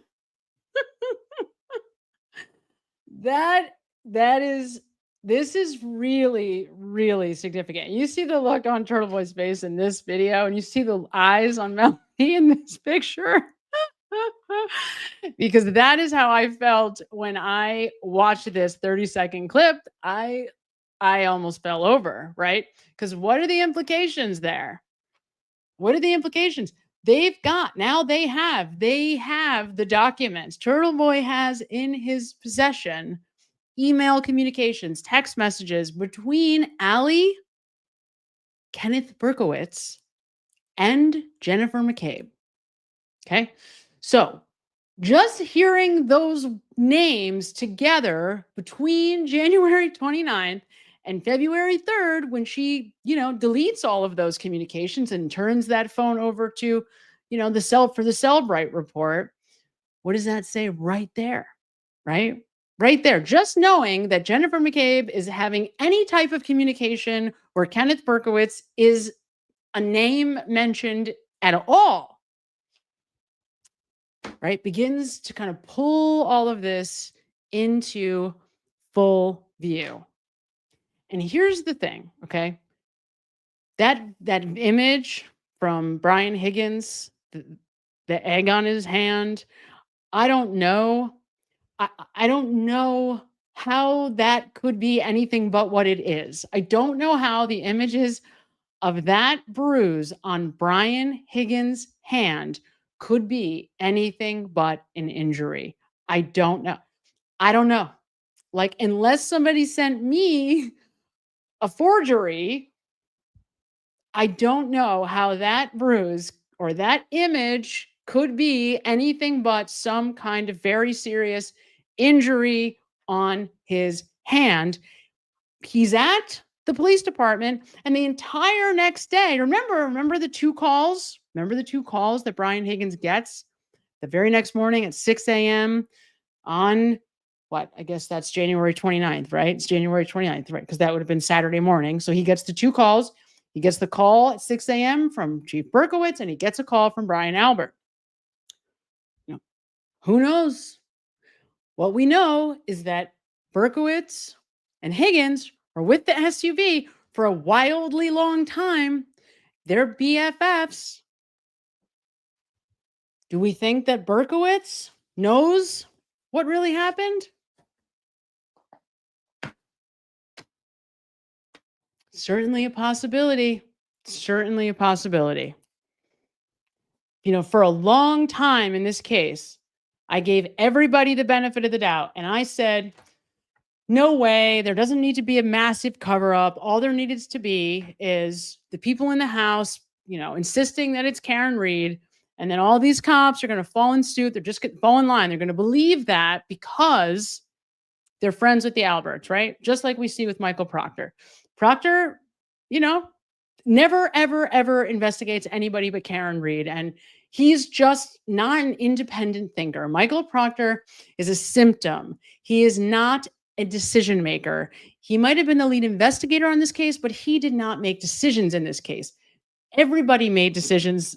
He did not, right? He is not a decision maker. He probably would have spent his entire career as a trooper in a police department because he's not a decision maker. The decision makers, right? You can see the difference between Proctor and Buchanan. Buchanan starts to look like a decision maker, and then you see Brian Tully, right? And you see that Brian Tully is included on every single email message that Michael Morrissey sends. Every single one. All 4,000 of those messages from the personal emails that we see from Morsi, they all have Brian Tully CC'd on them. That is his henchman. Brian Tully is his henchman. That's his guy. That is his guy. Right? So, I didn't want to think that it was a full-scale cover-up, but man, is it getting harder and harder by the second not to see it that way. Not to see that the powers that be in this case knew that Karen Read did not do this. Because Chief Berkowitz would have known. Chief Berkowitz would have known that Karen Read didn't do this. He had to have known. I don't know. But I bet that those messages, and today, as part of the hearing, one of the things that Turtle Boy and his attorney and his attorneys, I know Better was on vacation, but that his attorneys are fighting for is for those messages to be unimpounded. For them, now that the Karen Read trial is over, that the public has a right to these messages. Now, I won't be surprised if it takes a lot longer than a few weeks or even months for us to see them, because I think that these judges, they are judges for the Commonwealth, right? So, which team they're on. Which side they're going to fall on, right? So, I think we're almost through this, but I want to just get to the last few just disgraceful points about this investigation of Michael Proctor and the result, the end result, the findings in this case. And again, of course, the last part is that this report concludes that Michael Proctor is, of course, the lead investigator, the primary investigator on the John O'Keefe case, which by itself is a disgrace. The fact that anyone, anywhere, on any planet, and a member of a police force would think that this man, Michael Proctor, deserves to be a homicide detective is by itself, it should keep all of us up at night, because that by itself is the biggest disgrace. The fact that anyone thinks this guy, you guys, know who this man is. This is Michael Proctor. No one, not only should he never have a badge or a gun. Okay, fine. If he's going to be like a state trooper who pulls people over on the highway, all right, fine. All right. I'll give him that before all of this, maybe. But this guy, a homicide detective, a finder of facts. I mean, this man can't be honest with himself. So he's never going to be honest with us. Ever. Never. All right. I'm almost done with this. We're getting there. We're almost there. Here we go. I want to talk to you for a second about roles in this case, in this investigation. Would you agree with me that Michael Proctor was the lead investigator as well as the case agent in charge of this case? He was assigned as the case officer for the case. In that position, given the fact that it was his assignment, would you agree with me that he had a leadership role insofar as the investigation of the case is concerned? I wouldn't call it a leadership role. It's more of a facilitator, liaison between the DA's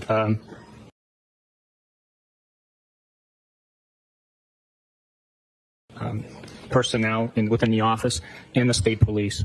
He also helps facilitate any missions, outstanding tasks that need to be completed. He obviously had a supervisor, correct? I'm sorry, can you repeat that? He obviously had a supervisor, correct? He did, yes, that would be myself. That would be you. Yes. Every case has some lead trooper in your unit, correct? Every case is assigned to someone to sort of be in charge and lead the charge of the investigation. Is that right? Every case has a case officer that manages the investigation. Right. And managing the investigation doesn't mean just, typing up schedules. It means actually managing the investigation, like deciding what search warrants are going to be written in certain circumstances. That's one example, correct? They're responsible for writing and authoring those search warrants. Sometimes the recommendation, suggestion, or leadership comes from the supervisors or the DA staff, where their experience might dictate otherwise. And sometimes it comes from the lead case agent himself or herself, correct? At times, yes. Every team, even back when you were in the military, you were on many teams in the Marine Corps, correct? I'm sorry, you were speaking, facing away from me. I couldn't hear you. Every team, including back in the time you were in the military, back in the time you were in the Marine Corps, every team has multiple individuals involved in that team, correct? That's the whole point of the team, multiple people, correct? I would agree with you that a team consists of more than one person. And there has to be some sort of echelon of leadership on that team, correct? Everybody's not just an equal, co-equal, correct? We might have different duties, responsibilities, but some teams have equal rank. Yeah. But there's going to be a team leader, right? That's a military phrase, team leader. Yes, there is a team leader in the Marine Corps, in the rifle platoon, but not every team has a leader. Did the team in this case, in this investigation, have a leader? Someone who was assigned as the lead case agent? Not just another officer, not just another detective, but the lead case agent. The case officer for the investigation was Michael Proctor. But you don't want to say lead case agent or case officer, correct? I refer to that billet as case officer. Your responsibility as the supervisor over this particular case officer or any other case officer that you might have, or any other trooper that you might have under your supervision, your responsibility in no small part is to supervise the individuals under your command to ensure that the case is adequately investigated, it's properly investigated. That's part of your role as a supervisor, correct? Is one of my many responsibilities, yes. It's partly because you have more experience, I'm guessing, than the people under your charge. Is that right? Certainly in my position, but there are many instances where a sergeant might have less experience than a well-seasoned trooper that's been in the office for 15 to 20 years. So fair enough. Fair enough. That may be the case, but under ordinary circumstances, you earn your way into a supervisory role in the Massachusetts State Police through both not just time, but time and experience, correct? We take an exam and then get promoted based on the exam. Part of the responsibility that you have as a supervisor is to make sure that the case is properly investigated, and that may include making sure you have the right suspects, right? The array of suspects that may exist, you want to make sure, and you supervise to make sure that array of suspects is appropriate and proper, correct? In every investigation, we follow the evidence, we follow the statements made, provided by eyewitnesses, witnesses in the case. Sometimes the defendants or suspects provide statements to us. At many instances, those could be contradictory statements. We follow the evidence in every investigation, and that evidence determines who the suspect, person of interest, or ultimately the defendant is. And you want to make sure that you gather, or that your subordinates gather that evidence in an appropriate and objective way. It's obviously the foundation of a good investigation, correct? I'm sorry, can you repeat that? Maybe. You obviously, as a supervisor, want to make sure, you talked about following the evidence, you want to make sure that that evidence is gathered in a way that is adequate, in a way that is objective, in a way that is unbiased, so that you can gather the evidence that will lead you to the right folks, right, to the right suspects. We always want to gather as much evidence as possible. We conduct that gathering in the most appropriate ways possible. Sometimes there are tough decisions that have to be made where we have to either decide whether we're collecting evidence A or evidence B, and those decisions have to be made on the spot.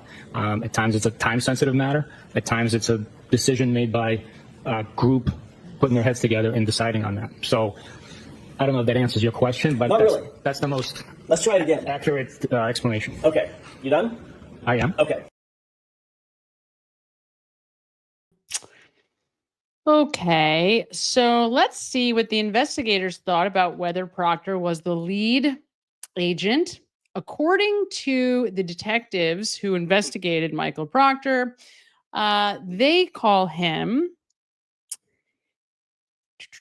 The investigation was initiated on January 29th after Mr. O'Keefe's body was found on the front lawn of residence in Canton. Trooper Proctor, who was assigned to SPDU Norfolk at the time, was the primary investigator. So the primary investigator, that's a really interesting term because it sort of implies not only that he was the lead investigator, but he was like the only investigator. Like he was the primary investigator, the point person, the leader, the front man. I mean, that is a lot of words that include lead, but add to it, right? So primary is, even to me, almost like a bigger word than lead. And in this clip, what you see is Yuri Buchanan burying himself in the eyes of the jury, which we know because we've heard the jurors after the fact say that this guy was like the big red flag, or the beginning of the red flags, because of the fact that he is so hell-bent on not admitting that Proctor had a lead role in the investigation. Like, all Yuri Buchanan had to do was say, he's a lead. Yeah, he was a leader. I mean, we don't use that terminology, but yeah, he was the leader. That's all he had to do. If he had just said that, on we go. But he wouldn't do it. And so what does Alan Jackson have to do but spend hours pulling out of this man what he could have just said in a half a second, and nobody blinks an eye. Nobody thinks about it more than a second. But because he wouldn't admit it, now it becomes this really obvious tension point, and then it just looks like Buchanan is hiding stuff. And that's what happens for 3 days on the stand with Yuri Buchanan, right? Or at least the better half of a day and a half, because he can't tell the truth about anything. Everything is a battle. And this is the boss of Michael Proctor, right? And you wonder why Michael Proctor doesn't see anything wrong with his behavior. Michael Proctor believes that he deserves to win this appeal. He doesn't understand why he's being singled out, right? That's what the appeal is based on. The fact that he's being singled out, mistreated, picked on. And in this report, by the way, this is one thing I wanted to make sure and highlight. Proctor makes sure to tell us that he's the victim in all of this, or at least he tells the investigators that. See if I can find the direct. Oh, here it is. Okay, here it is. Trooper Proctor went on to express to investigators how the trial and the associated publicity has affected his home and family life. He described repeated harassing communications where he has received death threats and people have wished harm would come to him and his family members, to include his children, among other things.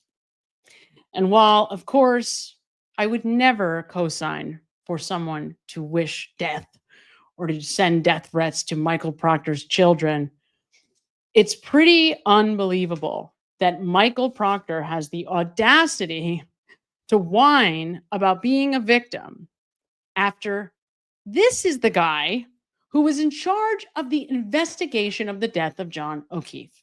Okay? What a disgrace. If you are a family member or a loved one of John O'Keefe, you want to be angry at somebody, this is the group that you want to be angry at. The Massachusetts State Police, for number one, hiring Michael Proctor, and for just operating, for having an entire agency that is so unimaginably blind, doesn't think anything of the fact that Michael Proctor's relationships would have affected his judgment in this case. Still to this day, Michael Proctor has the balls to say that I wouldn't have done anything differently. Maybe I would have, I don't know, investigated another car just to make everybody happy. This is a guy who decided, oh my God. Okay. It's so unbelievable. All right. So I'm going to keep going because it just never stops. I want to show you now. I'm going to highlight a few little clips, the highlight reel of the lying, of the egregious lying that Michael Proctor does throughout his testimony. And remember what I said, and you have to just trust me for now. I will give you more reasons later about how I know that when he uses the phrase, absolutely not, it is 100% a lie every single time. You have to trust me for now. I'm sure there are other videos where I've talked more about it. There will be some in the future, I promise, that explain it in more detail. But for now, trust me, when he uses that phrase, it is like his tagline lie phrase. So now we're going to take a look at some of the unimaginable lies. And these lies, I don't even think I included the key text messages in this video array that you're about to see. It did not affect the integrity of the investigation, of your investigation, correct? That's what you said to the jurors. Correct. You know what the definition of integrity is? Doing the right thing when no one's looking.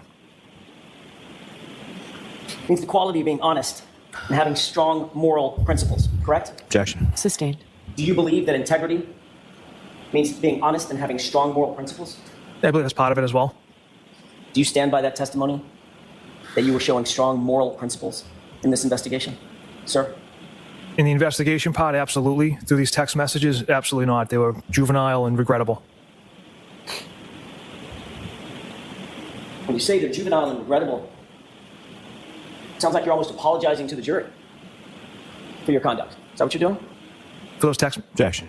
Sustained. Trooper Proctor, have you ever apologized to Miss Reed? Objection. Sustained. As the lead investigator in this case, you were tasked with the responsibility of making sure that the investigation remained free of any conflicts of interest. That's part of your job, correct? Correct. Yes, I speak to my sister every day. Trooper Proctor, were you using Courtney, your sister, as an intermediary between you and Julie Albert? Absolutely not. You were well aware from the very beginning of your investigation that Colin Albert was, in fact, at 34 Fairview on the night in question, right? Yes. Matter of fact, you testified at the grand jury, the state court grand jury on this case, that you knew that Colin Albert was at the location, right? Yes. Did you make any concerted efforts to keep Colin Albert's name out of this investigation? No. Why is it, Trooper Proctor, that Colin Albert's name fails to appear in a single police report until July 18, 2023? Colin Albert was not at the home. He left at approximately 12:10 a.m. before anyone from the waterfall had arrived back there. Let's look at, obviously, part of the job of an investigator is to be as complete and thorough as possible, correct? Yes. You don't just take someone's word for something. You look for corroborating evidence, don't you? Yes. Matter of fact, you wouldn't take a witness's word for almost anything in a reasonable investigation, would you? Objection. Would you? You can have that. If I find that witness to be credible and have no reason to lie, then yes, I would take their word. Would you? Yeah, they asked if there was any relationships. No. So what he really meant to say there, just to be clear, what he meant to say, if the witness is an Albert or is related to an Albert, then I don't investigate and I believe them blindly. But anybody else, no, I don't really believe them. But if they're an Albert, of course I believe everything they say. Take it as gospel. Of course. Now, something else I want to just point out here. You know, believe me, I'm not saying that we should give Michael Proctor a pass ever. But here's the other side of this. Imagine that Michael Proctor starts to get it in his head that, gee, maybe Brian Albert did something in this. Think about how those relationships look now. What a burden that would be to carry. If at any point Michael Proctor starts to believe maybe these people that he's close to, maybe the ATF agent who, down the hall from where he usually hangs out in the Canton PD, maybe he did it. If anybody like Michael Proctor or Yuri Buchanan start to actually believe that it was an Albert, it was Colin Albert that was responsible for this, imagine him having to go to his sister and say, yeah, your very best friend since kindergarten, her sister's son is responsible for the death of John O'Keefe. What length is this guy, Michael Proctor, going to go to try to make sure nobody ever finds that out? So not only is he incentivized to put it on Karen Reed, he's doubly incentivized to not have it be Colin, not have it be anybody in the Albert family, because of the effect that would have had directly on people that he loves more than anybody else. His sister's the closest person to him in the whole world, which he's happy to admit to us during the trial, right? Because of the whole hope she kills herself thing. Oh, and that's in the reports too, because he uses just like this ridiculous, he talks about it as though it's a joke and gives this whole backstory about his relationship with his sister as the cover for why it was an acceptable joke, saying that hope she kills herself about Karen Reed. But think about it, right? If Michael Proctor ever gets it in his head that an Albert was involved in the death of John O'Keefe, he's screwed. He is screwed personally. And think about the wrath from hell that comes down on him from Brian Tully, right? Or from the other people in the Canton PD, Mike Lank, Sergeant Good, all these people that don't want anybody in the Albert family to be responsible for this.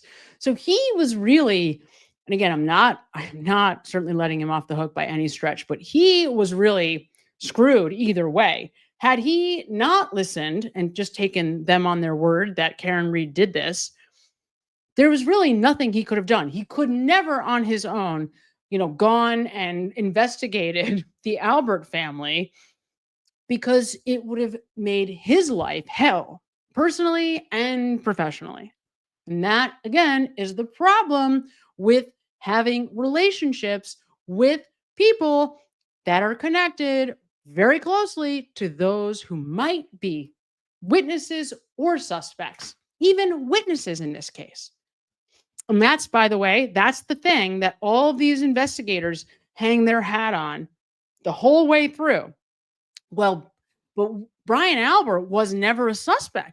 Brian Albert had nothing to do with this. Nothing to do with this, right? It was Karen Reed. Brian Albert, John never came into the house. What does Brian Albert have to do with this? That's the way the cops justify the situation, right? That's the reason why Michael Proctor can sit on the stand and lie with abandon, because he falls back on this idea that, well, what do you mean? Brian Albert is a saint. He didn't do anything. He's over there like helping Peg O'Keefe walk out of the courtroom. What do you mean? He didn't do anything. He's just a bystander. John never came into the house. God, is that sick, right? How messed up is that? Okay. I'm going back. I'm leaving. Let's try this again. Meaning you told First Assistant Beeland that you didn't have relationships with members of the Albert and McCabe families. Answer, correct. He did, yes, that would be myself. That would be you. Yes. Every case has I screwed up. Wait, we gotta move. I moved backwards by accident. Here we go, sorry. Keep Colin Albert's name out of this investigation? There it is. No. Why is it, Trooper Proctor, that Colin Albert's name fails to appear in a single police report until July 18, 2023? Colin Albert was not at the home. He left at approximately 12:10 a.m. before anyone from the waterfall had arrived back there. Let's look at, obviously, part of the job of an investigator is to be as complete and thorough as possible, correct? Yes. You don't just take someone's word for something. You look for corroborating evidence, don't you? Yes. Matter of fact, you wouldn't take a witness's word for almost anything in a reasonable investigation, would you? Objection. Would you? You can have that. If I find that witness to be credible and have no reason to lie, then yes, I would take their word. Would you try to support a witness's statement, or witnesses with an apostrophe, S apostrophe, their statements with corroborating evidence? Yeah, potentially. That corroborating evidence might be talking to other witnesses, right? Yes. It might be looking at cell phone data, correct? Correct. It might be looking at geolocation data, correct? Yes. You're trying to find out where someone is. You might pull information from their phone concerning geolocation data, right? Yes. You might pull cell tower if right? If there's a need for it. There's myriad ways that you can find out whether someone's telling the truth about where they were and when they were there, right? Right. Let's take a look at your handwritten notes from your interview with Juliana Nagel on October 5th, 2022. This should be tab 7. Oh, What is it for identification? My mistake. I thought it was in the tab. It's not. This is a 3-page document. I'll just refresh his recollection with this. Okay, show Mr. Lally and then go ahead. Of course. Let me ask a foundational question, Trooper Proctor. Do you remember exactly what's in your notes from a conversation that you had on October 5th, 2022? I don't know. Do you think it would refresh your recollection to take a look at your handwritten notes? Yes, sir. Thank you. Take a look at that. And first, let me just ask you if that refreshes your recollection. It does, sir. Are those your notes, your handwritten notes from this, at least from partially from this investigation? Yes. Does that reflect your handwritten notes based on a conversation that you had with Juliana Nagel on or about October 5th, 2022? Does this appear to be an accurate representation or accurate copy of your notes from your interview with Juliana Nagel? Yes. Your Honor, with the court's permission, I changed my mind. I would like to have this marked as next. Introduced into evidence? Correct. Is there an objection? Yes, sir. Any objections? Oh, he knows he's Is it screwed true with this. that in your Look at his handwritten face. notes, you list the following individuals based on Juliana Nagel's conversation with you as being at 34 Fairview? Brian, Juliana, Mary Kent, Emily Fabiano, Courtney Alba, Colin Albert, and Sarah Levinson. Correct? Correct. You then drafted a report memorializing your conversation with Juliana Nagel, correct? Yes. And that report is a formal memorialization of your interview based on your investigation, correct? Yes, a summary of the conversation or the interview. And that report is the thing that's turned over to the Commonwealth, correct? Yes. And the report is the thing that's entered into discovery and provided to the defense? Correct. And isn't it true that in that report, you list the individuals that were at 34 Fairview as Brian, Mary Kent, Emily Fabiano, Sarah Levinson? Is that correct? Yes. What's the one name that was left out of your report on that list? Objection. I'll allow it. Gee. Was there We one didn't name make left it. out? Break that down, Mr. Jackson. Sure. Isn't it true that in your report, you excluded the one name, Colin Albert, from the list of individuals that were in your notes? Yes, because he arrived later in the evening. The other females were there from the start. At the time that you wrote your report, the formal report, If you haven't noticed this yet, there are a number of times when he is caught red-handed, like he actually, on a number of occasions throughout this cross-examination, is busted, like just cold busted. And he tries to like wiggle his way out by using, language changes and, like it's fascinating. So like so in this occasion, he's saying, well, no, I mean, I left Colin out because Colin was there later. And it's like, well, no, but right before this moment that we're in, you just said that you left him out because he wasn't there. He was there earlier. Now you're saying you left him out because he was there later. But before, you were saying that you left him out because he was there before all of the action, right? So which is it, Trooper Proctor? But this is what he does the entire way. That's what I mean when I say that this testimony, this cross-examination, and I got to tell you, a great deal. His direct is also just mounds of BS.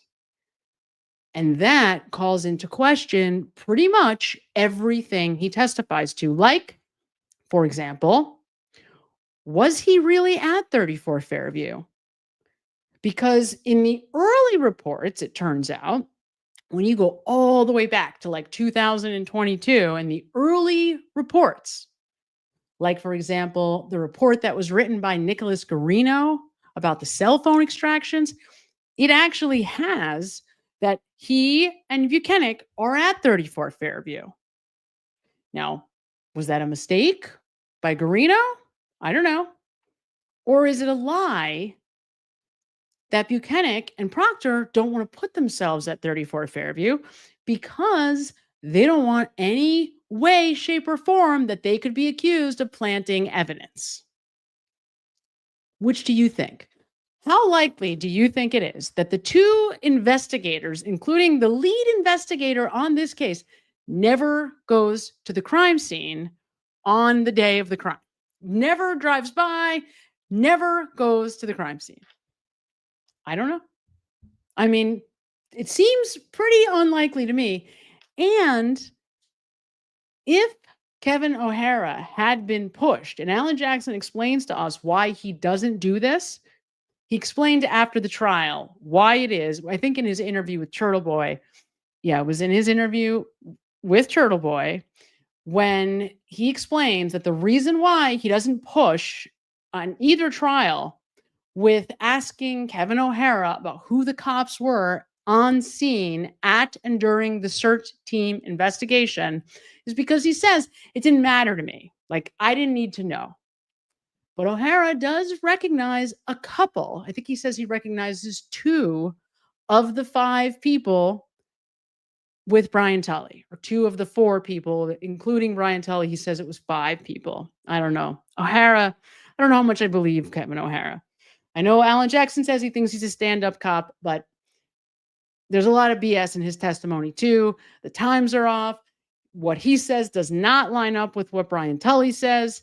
So less and less, I believe Kevin O'Hara. And you also have to keep in mind, both Brennan and Lally tried to do everything in their power linguistically with linguistic gymnastics to try to make it sound like that CERT investigation happens in the afternoon.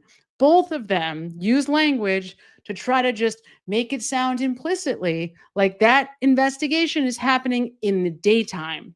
So, and why would that be? So that the investigation happens before the jury realizes that the SUV is in the Sallyport or in the hands, in the custody. Because let's be honest, the SUV doesn't have to be in the Sallyport. The SUV has to be on the tow truck, because these 2 morons are following that tow truck. So at any point, the truth is, it's in their custody. It's in their custody at 4:15. Okay. So at 4:15, that is when Karen Reed's car leaves her hands and is now in the hands of Trooper Proctor and Buchanan. So at any time between 4:15 and when 5:30-ish, when Brian Tully says he arrives at the CERT team investigation and that search begins, okay, the search that we're about to hear more about from Michael Proctor right now himself, they could have taken taillight pieces. And remember, day 1, there are like 3 small pieces. That's all that they find on the first day of that CERT team search investigation. 3 small pieces of taillight. That's all. So, I mean, theoretically, I mean, you have to really speak to the tow truck driver probably, but theoretically, I mean, he could have grabbed a few pieces of taillight before the tow truck even gets to the house. Theoretically. It's just report. This one. You did not believe that your handwritten notes were also going to be disclosed, did you? I knew that was a possibility. When you finally did get around to interviewing Colin Albert, you personally conducted that interview, did you not? Yes, along with Trooper Zach Clark. One at a time. I'm sorry. Finish your answer, Trooper. Please go ahead. Yes, along with Trooper Zach Clark in my office. Colin Albert told you that he was picked up by Allie McCabe from his uncle's house at 12:10 a.m., correct? Correct. Allie McCabe also told you that she picked up Colin Albert at 34 Fairview at 12:10 a.m. and then dropped him off at his house, correct? Correct. And then she indicated that she went straight home after that, right? Yes. Did you conduct any further investigation to determine whether Colin Albert and Allie McCabe were actually telling the truth about that time? We did not. You've already testified that there were why would I do that? Several hundred Ring videos from One Meadows from both the facing the driveway and the front door camera, correct? Yes. As the case officer, you just to reiterate what was just said, because it gets, quickly we move on to some other disaster, but he's verifying that he never checks the story that Colin and Allie McCabe, that she comes and picks him up and takes him off the property, and then they go right home, and he goes up the stairs and he gives his mom Julie a kiss and says, "I love you, mommy," right? That whole Nope, he doesn't check that story, nor does he check to see the Life 360 data. In fact, he says he doesn't even know that Life 360 is a thing that Jennifer McCabe has on her phone. According to Proctor, the lead investigator, the primary investigator, of the death of John O'Keefe that the Massachusetts State Police to this day don't think requires any more investigating. Yep. He doesn't know that Allie McCabe was being tracked by Jen McCabe with the 360 data on her phone that was in his possession. He doesn't know anything about it, according to him. Who knew? Yep. Thorough investigation following the facts. That's right. Obtained and controlled those ring videos from One Meadows from the moment that they came into Massachusetts State Police custody until they were handed over to the Commonwealth, correct? Yes, they were archived. You drafted the search warrant for the ring video access records, correct? I did. You obtained the warrant returns once those search warrants were executed, correct? I did. You took possession of Mr. O'Keefe's cell phone physically, correct? Yes. And you had access to Mr. O'Keefe's ring account in that cell phone, is that right? Correct. You indicated that you reviewed several of the videos on his ring app on his cell phone, is that right? Yes. So you obviously had not only possession of his cell phone, you had possession of his login account information to get into the app on his cell phone. Is that right? I don't believe we had the password. We had his email account associated with the ring. Which means app. some way or another, you could get access to the ring videos. Correct. And why? So wait, just to clarify on a few things here. During the first trial, the O'Keefe family has all along tried to say that Karen Reed also had access to the ring camera, and that remember she runs upstairs, and when she's upstairs getting her stuff from the house, she's secretly in the whatever room deleting ring footage. Okay, that's like what the O'Keefe family, Paul and Peg O'Keefe, try to claim that Karen Reed is, we're talking about like an hour after John O'Keefe's pronounced dead. That family thinks Karen Reed is upstairs where she lives at that time. That's her home. One Meadows is where Karen Reed lives with all her things. Okay, after what she was like within the 10 hours before that time, right? So I don't even need to go back through it. She's completely out of her mind, Karen Reed, okay? Out of her mind. Anything she says or does within that 12 to 24-hour period is a wash. She is not sane, okay?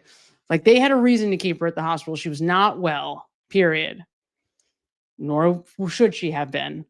But the O'Keefe family has her in that state of mind in her bedroom where she was sleeping with John O'Keefe up until that day, right? Upstairs deleting ring camera footage, okay? That's what they believe. That is still, by the way, in the civil documents, because that was part of the motion to dismiss the case. That was part of what her civil attorneys put together as a rebuttal that is in the dismissal that we saw a few days ago. Okay.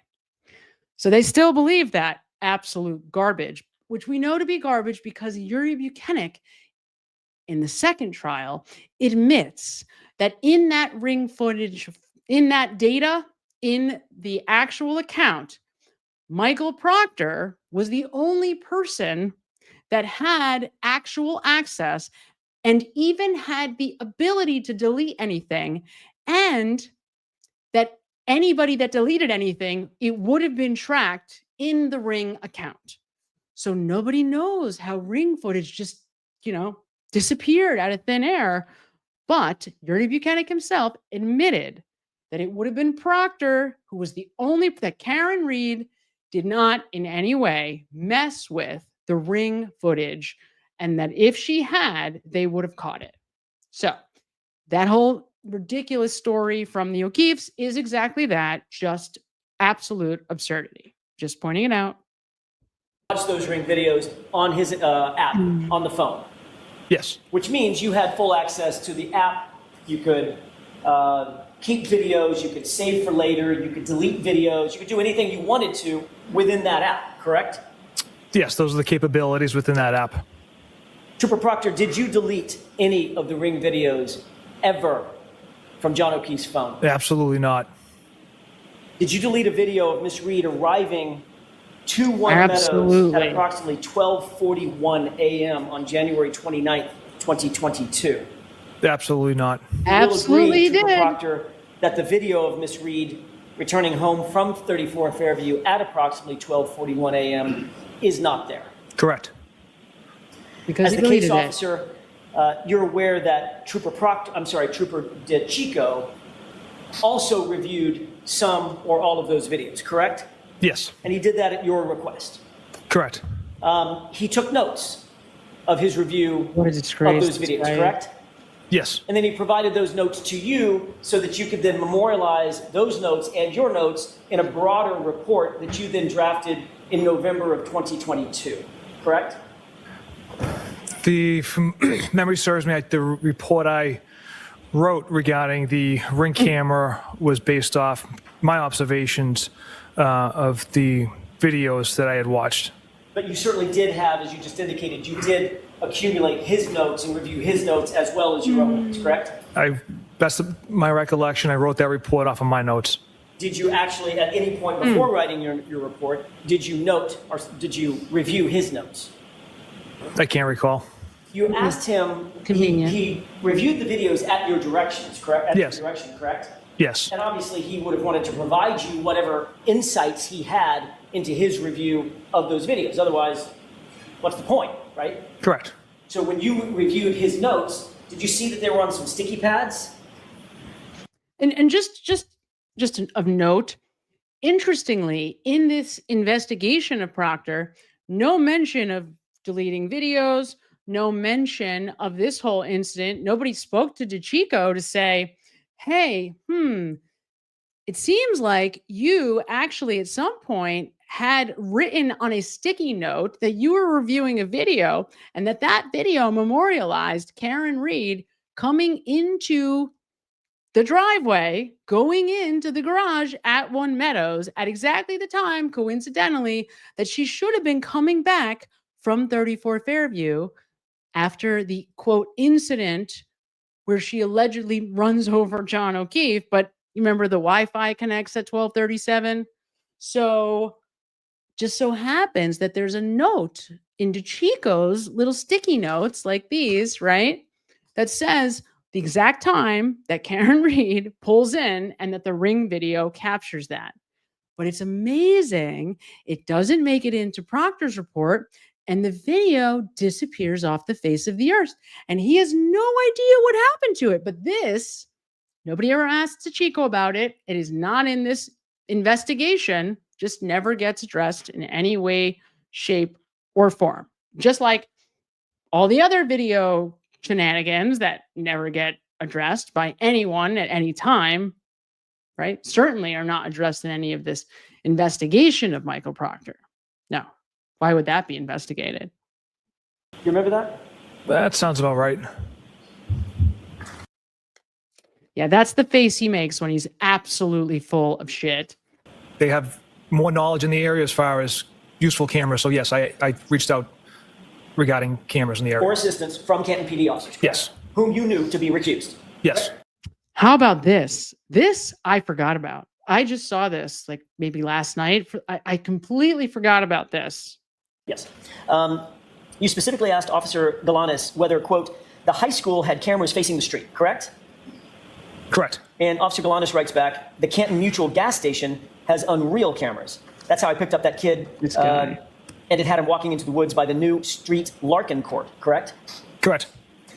You responded, good to know, I'll add that to the list, correct? Yes. Did any of the reports you turned over in Discovery ever mention the Canton Mutual gas station cameras or the cameras from Canton High School?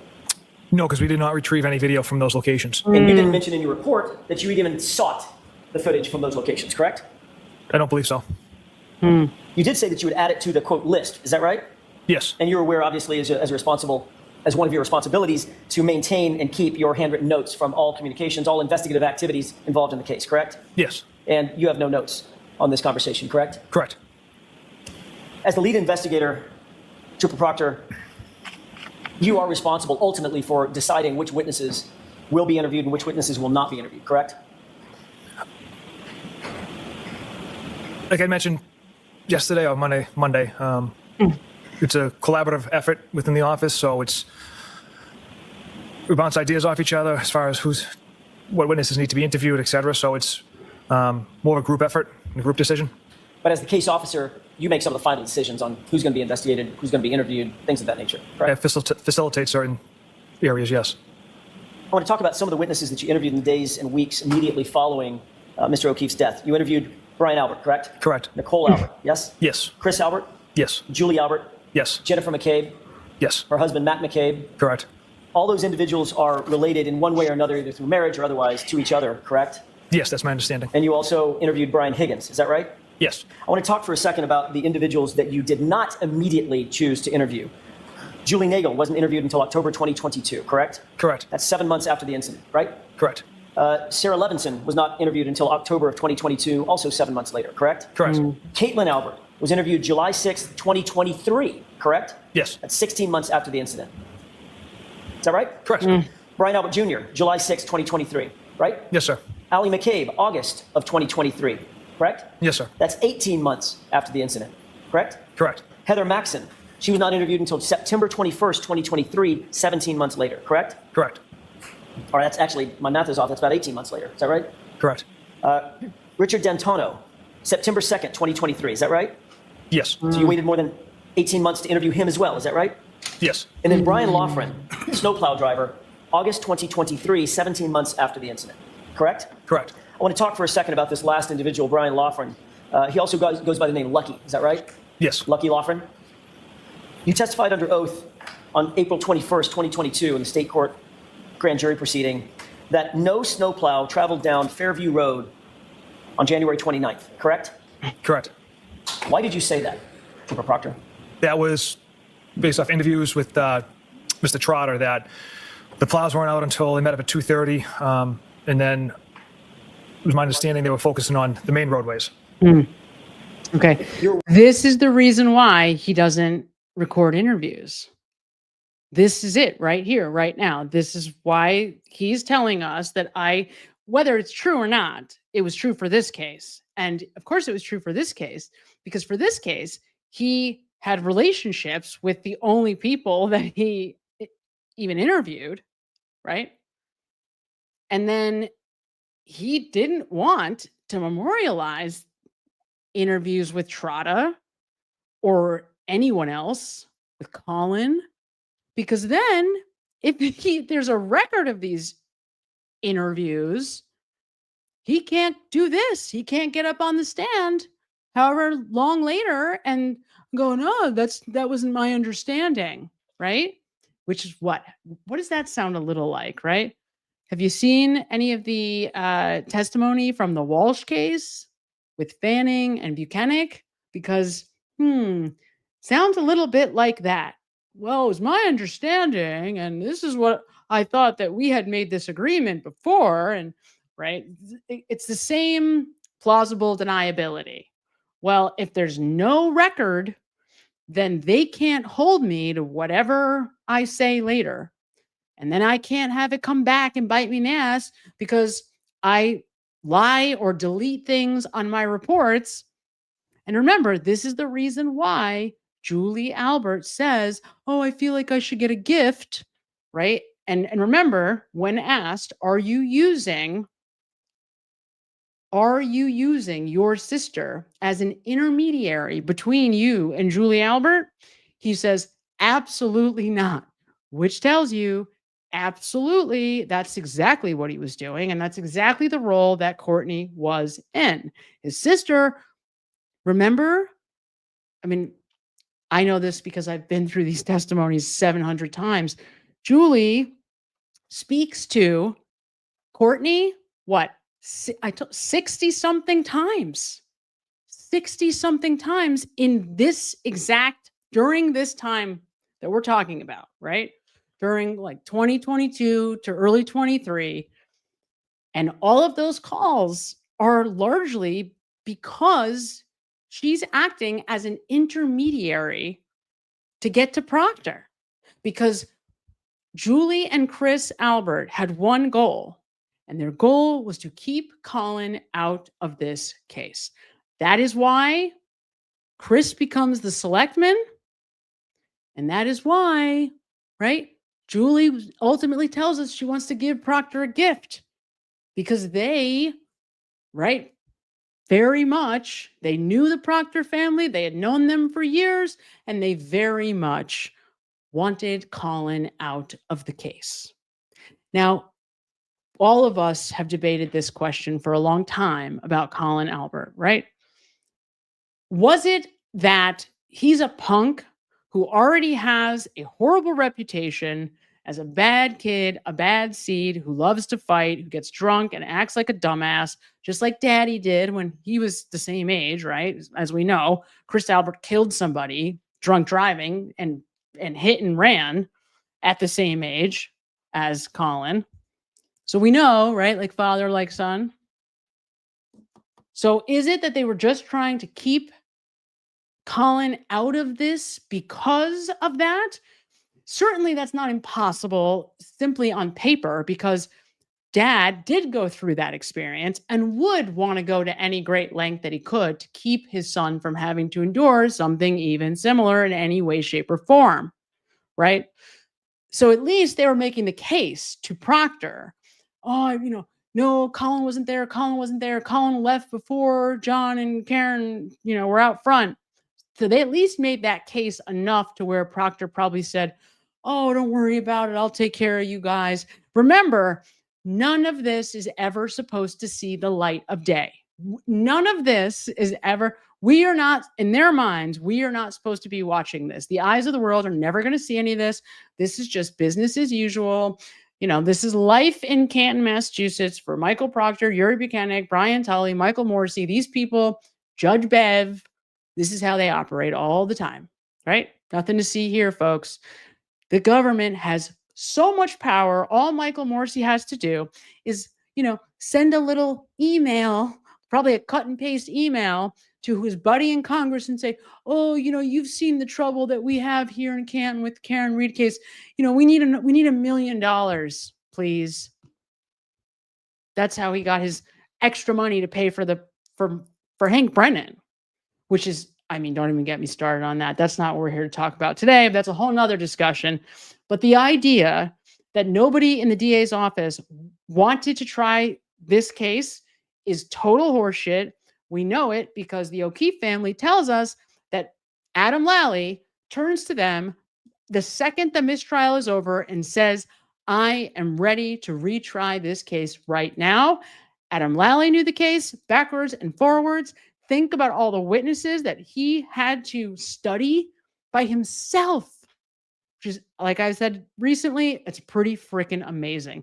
I can't stand Adam Lally. I think he is the scumbag of the world. If anybody knows that Karen Reed is innocent, it is Adam Lally. But he far and away outthought, outstrategized, and outskilled Hank Brennan when it came to this case. And Mike Morrissey thought so highly of his team of attorneys that he thought he couldn't win with any of them and went, begged Congress for more money and bought Hank Brennan and Judd Welcher, which he only has him to blame because thanks to these emails, we know it was Morrissey's idea to bring in Aperture. It was his suggestion. Hey, look, this guy, Judd Welcher, with his resume attached, right? He's the guy for us. He'll do exactly what we want. He'll say exactly what we want him to say. That's almost a direct quote from the emails. So you get, I guess, what you deserve, right, with this group. But so don't try to sell me. Don't tell me that nobody in the DA's office wanted this case.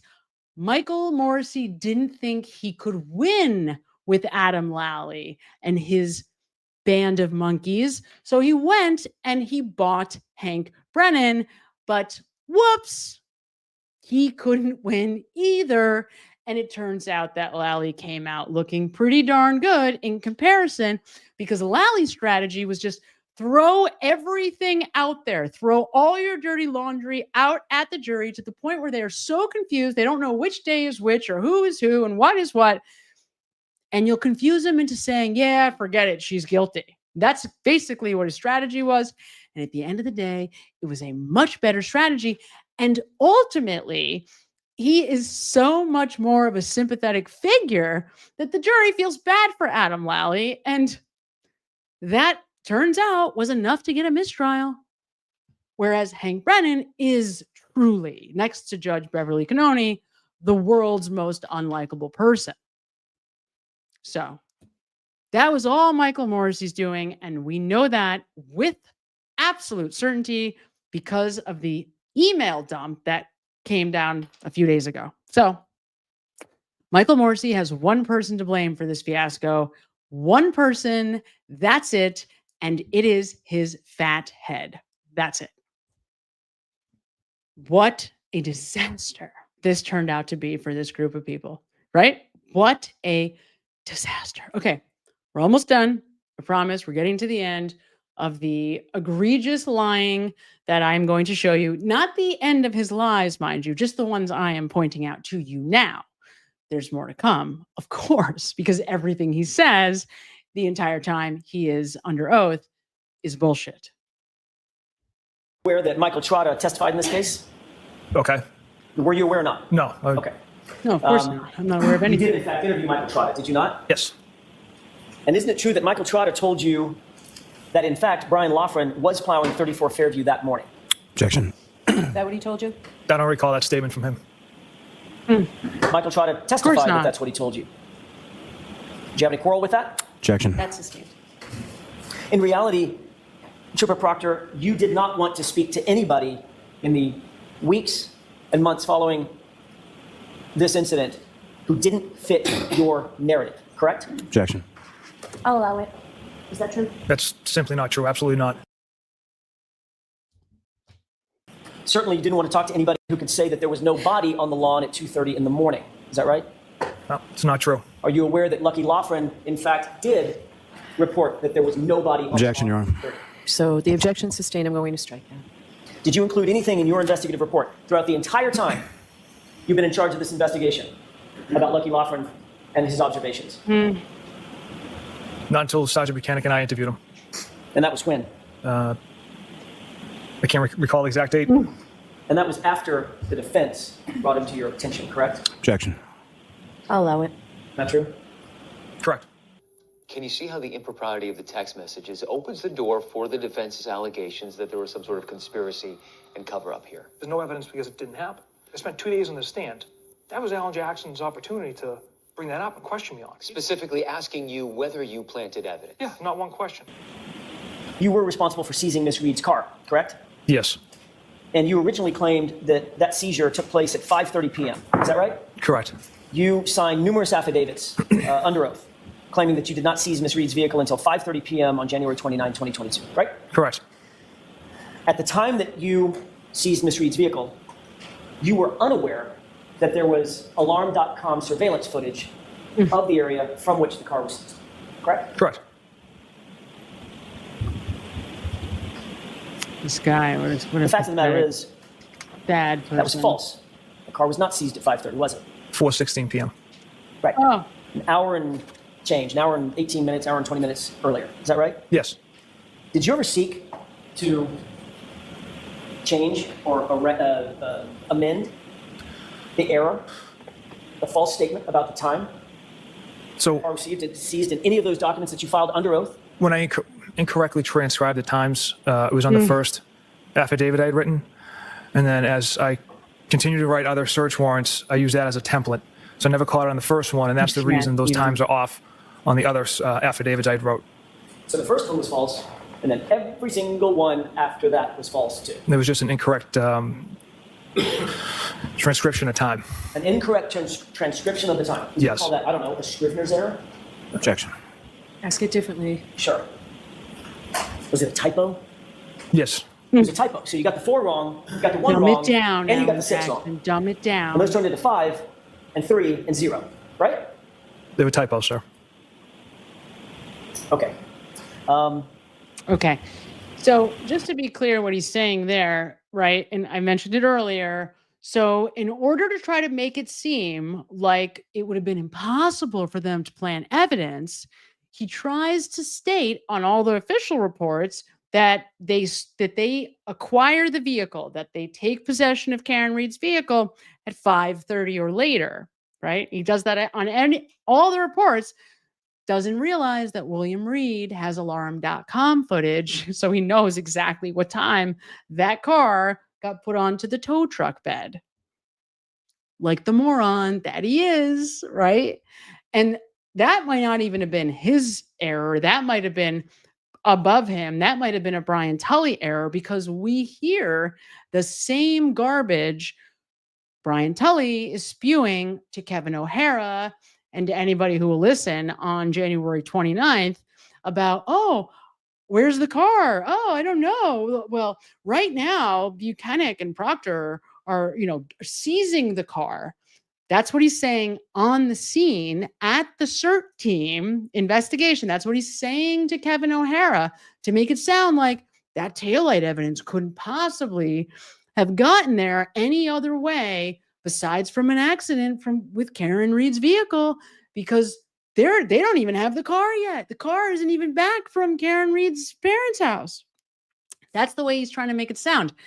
Meanwhile, I swear that Brian Tully is I can't prove this, but by his own admission, he tells you he is at the Canton Police Department waiting for the CERT team, which is not true because they all gather back at 34 Fairview. But he tells you in his testimony that he's at the Canton PD waiting for the CERT team to start. So, is he there when the SUV arrives? You tell me. I would put my money on it. That's what I would put my money on. I would put my money on Brian Tully is there when the SUV arrives. So, right? Because 5:30, I mean, think about it. The chief of police is there.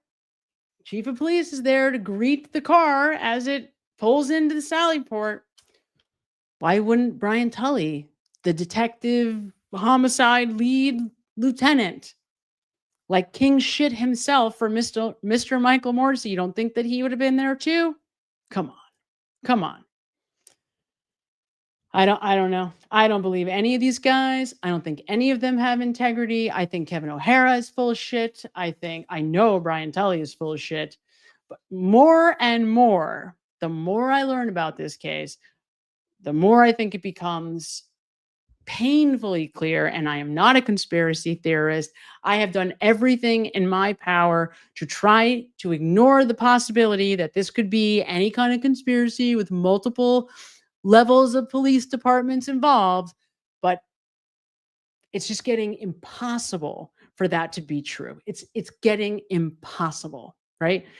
I mean, you almost have to be a moron to believe that. And I'm not saying that about anybody else but myself. I almost have to be a moron to believe that none of these people, none of these cops knew full well, none of these cops, none of these attorneys, this Judge Beverly Cannoni, who sat through 2 trials, saw all of the evidence that the defense fought tooth and nail to try to get in that she kept out. You think she doesn't know that Karen Reed didn't do this? Come on. It's impossible for me to believe at this point. It's impossible for me to believe. So I think that's it. Let's see. I think there's maybe like a minute or so left on this. Not even. We'll just run this all the way through. Fact of the matter is, you delivered that car to Canton PD, to the Sallyport garage, before a single piece of taillight material was ever found in this case. Trooper Proctor, is that correct? Correct. It arrives at 5:31. And you also towed it to the Canton Police Department because that was conveniently close to the location at 34 Fairview, to the crime scene, right? That was not my decision. Whose decision was it? I don't recall. I know that. Well, you're the case officer. I wouldn't. Well, who decides? It was my decision. I did not make that call, sir. So who are we pointing the finger at? Was it Sergeant Buchanan? Objection. Ask it differently, Mr. Sure. Jackson. Was it Sergeant Buchanan who made that decision to transport it to Canton? It's a supervisor's decision. I don't know who it came from. Was it Lieutenant Tully? Again, I don't know who it came from. I want to talk for a second about the searches in Brian Albert's front lawn that took place on and after January 29th, 2022. As the case officer, Trooper Proctor, you also took control of the taillight pieces that were ultimately claimed to have been found at that location, correct? Not in all searches. Which of the pieces that were found were you responsible for taking control of? The 8th, 11th, and 18th. So who had control over the items that were found before the 8th? You said the 8th, 11th, and 18th, right? Those are items that I had found on those days and that I had processed and essentially bagged and tagged them and handed them over to our evidence officer. There was multiple days that troopers were out there looking for more evidence. So there would be a log of that too, right? Again, how the system works as far as the evidence comes in, I can't speak to that. So you have no idea what the chain of custody of any of these items are, the clothing or the taillight material, from January 29th until March 14th, when the evidence log starts. Is that what you're saying? Objection. I'll allow it.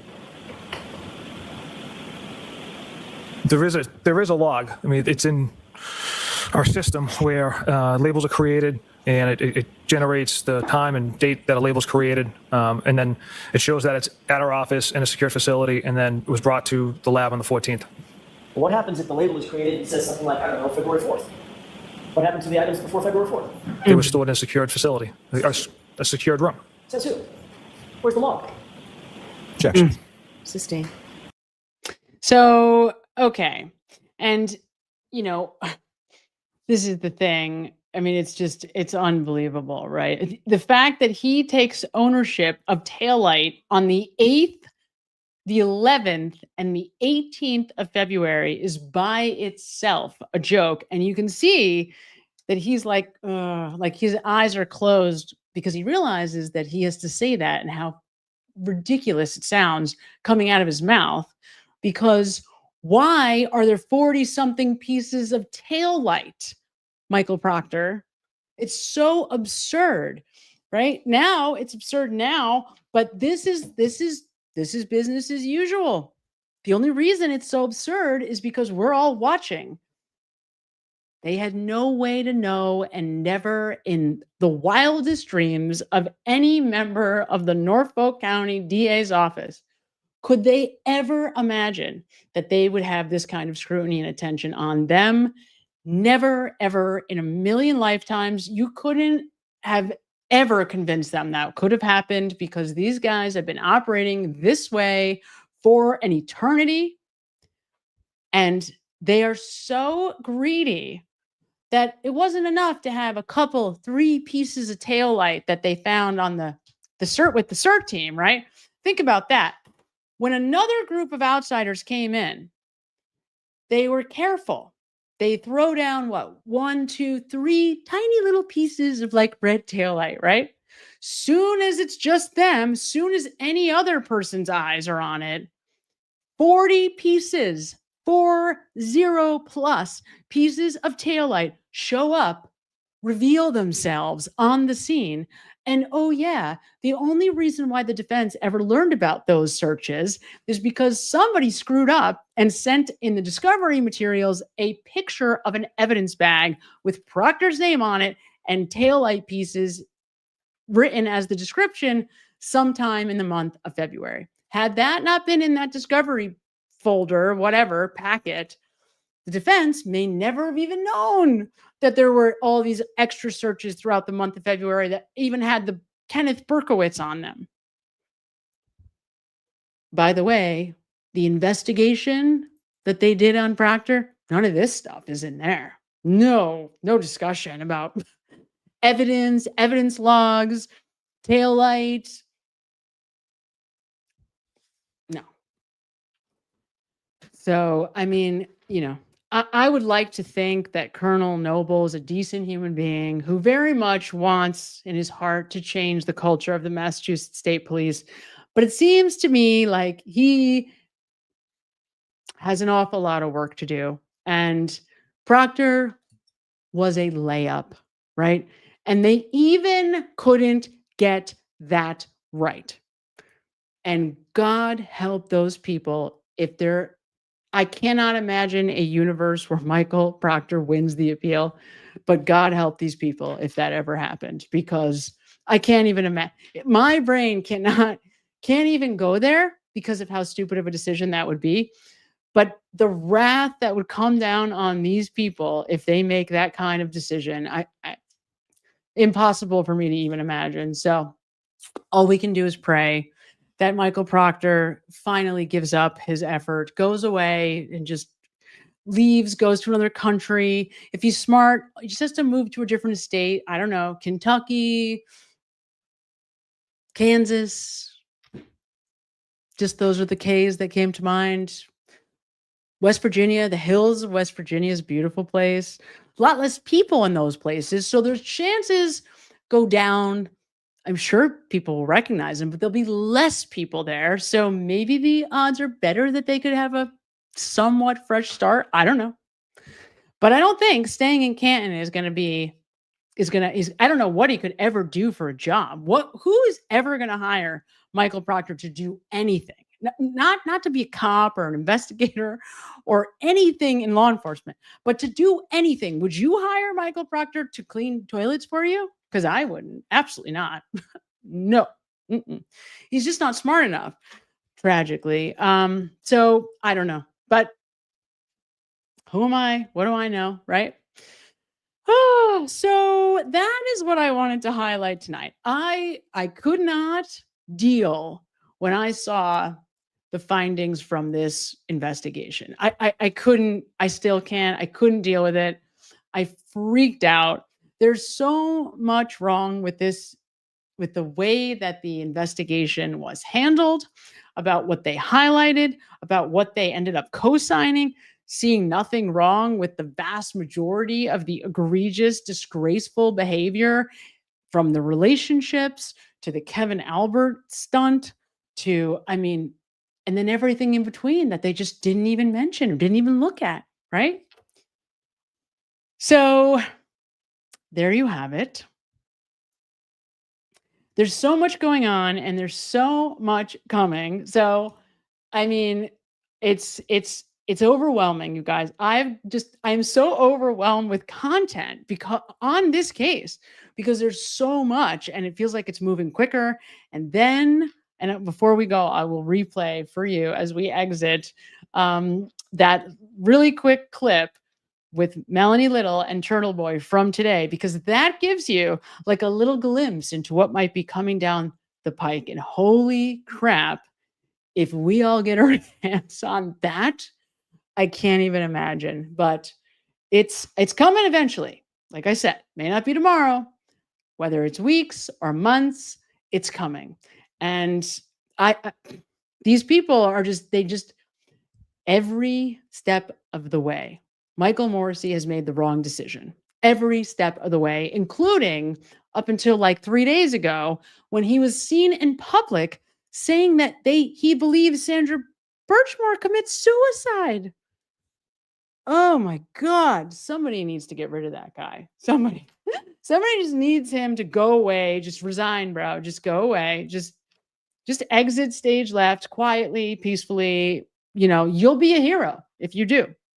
If you go away now, we'll all be very grateful for your resignation and happy to usher in somebody else. So maybe we'll get lucky, doubtful, but maybe, and he will go away because he is just, wow.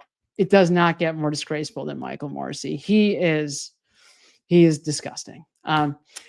So that is it for me. It is super late. We all should be in bed for sure. Everybody, oh my God. Thank you, Denise. You're amazing. It is so good to see you all. I see Steph. I see Sherry. I see all of you. I see Amy. I see all of you guys. You're amazing. I am so grateful to have you here with me. And before we go, so what it's in the works. We tried to run this through. And it didn't work. So I want to make sure that you know that it's in the works. So what I want to do and what I've wanted to do for a while is to try a call-in kind of show thing, right? I know it's not super popular because we're all kind of doing the live stream thing, and that is awesome too. But I also know from our Zoom call the other night that when people are talking, it expedites the exchange of information. So we had some calls the other night on our Zoom call that, whoa, like it was crazy. It was like we just didn't have any barriers in being able to exchange ideas about the case. And it dawned on me, wow, like in that, because we're also used to having like the barriers of having to communicate and select words carefully and comment and send emails, without all of that and just being able to just speak to somebody on the phone, or phone in quotes, wow, the exchange of information was so fast. And like, whoa, we were in the zone, just, throwing out ideas about what could have happened. And so I'm in love with the idea of having these monthly call-in shows. I just have to find the right format, and we got to figure out if we should like do email exchanges and topics beforehand. So that's something that I am very, very passionate about and serious about, because I saw how cool it was. So maybe it's not for everybody. I totally get it. But I am so grateful to all of you, everybody here. You're all just, I cannot tell you how honored I am and grateful for you. And, together, I just believe that we're going to figure it out, and we're going to see justice, because let's be honest, that's what this is about, right?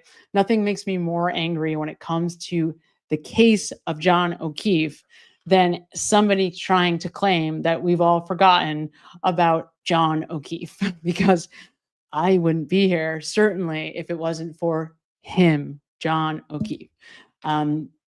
Thank God Karen Reed is free. Hopefully she'll be completely free of all civil and other garbage forever, very, very soon. But seeing justice for John O'Keefe is indeed the point. So with that, you guys are amazing. Denise, thank you for your help. You're amazing.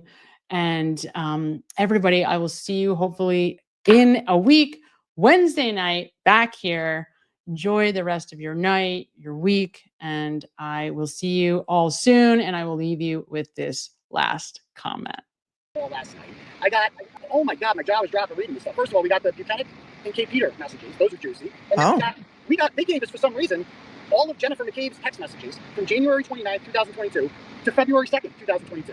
And I was talking to Karen Reed about some of this stuff today, and she's never seen these. Like some of these messages, like the communications between Allie McCabe and Jennifer McCabe on February 2nd are wild. The communications between Jennifer McCabe and Kaylee Furbush are wild. Like it's like, it's wait.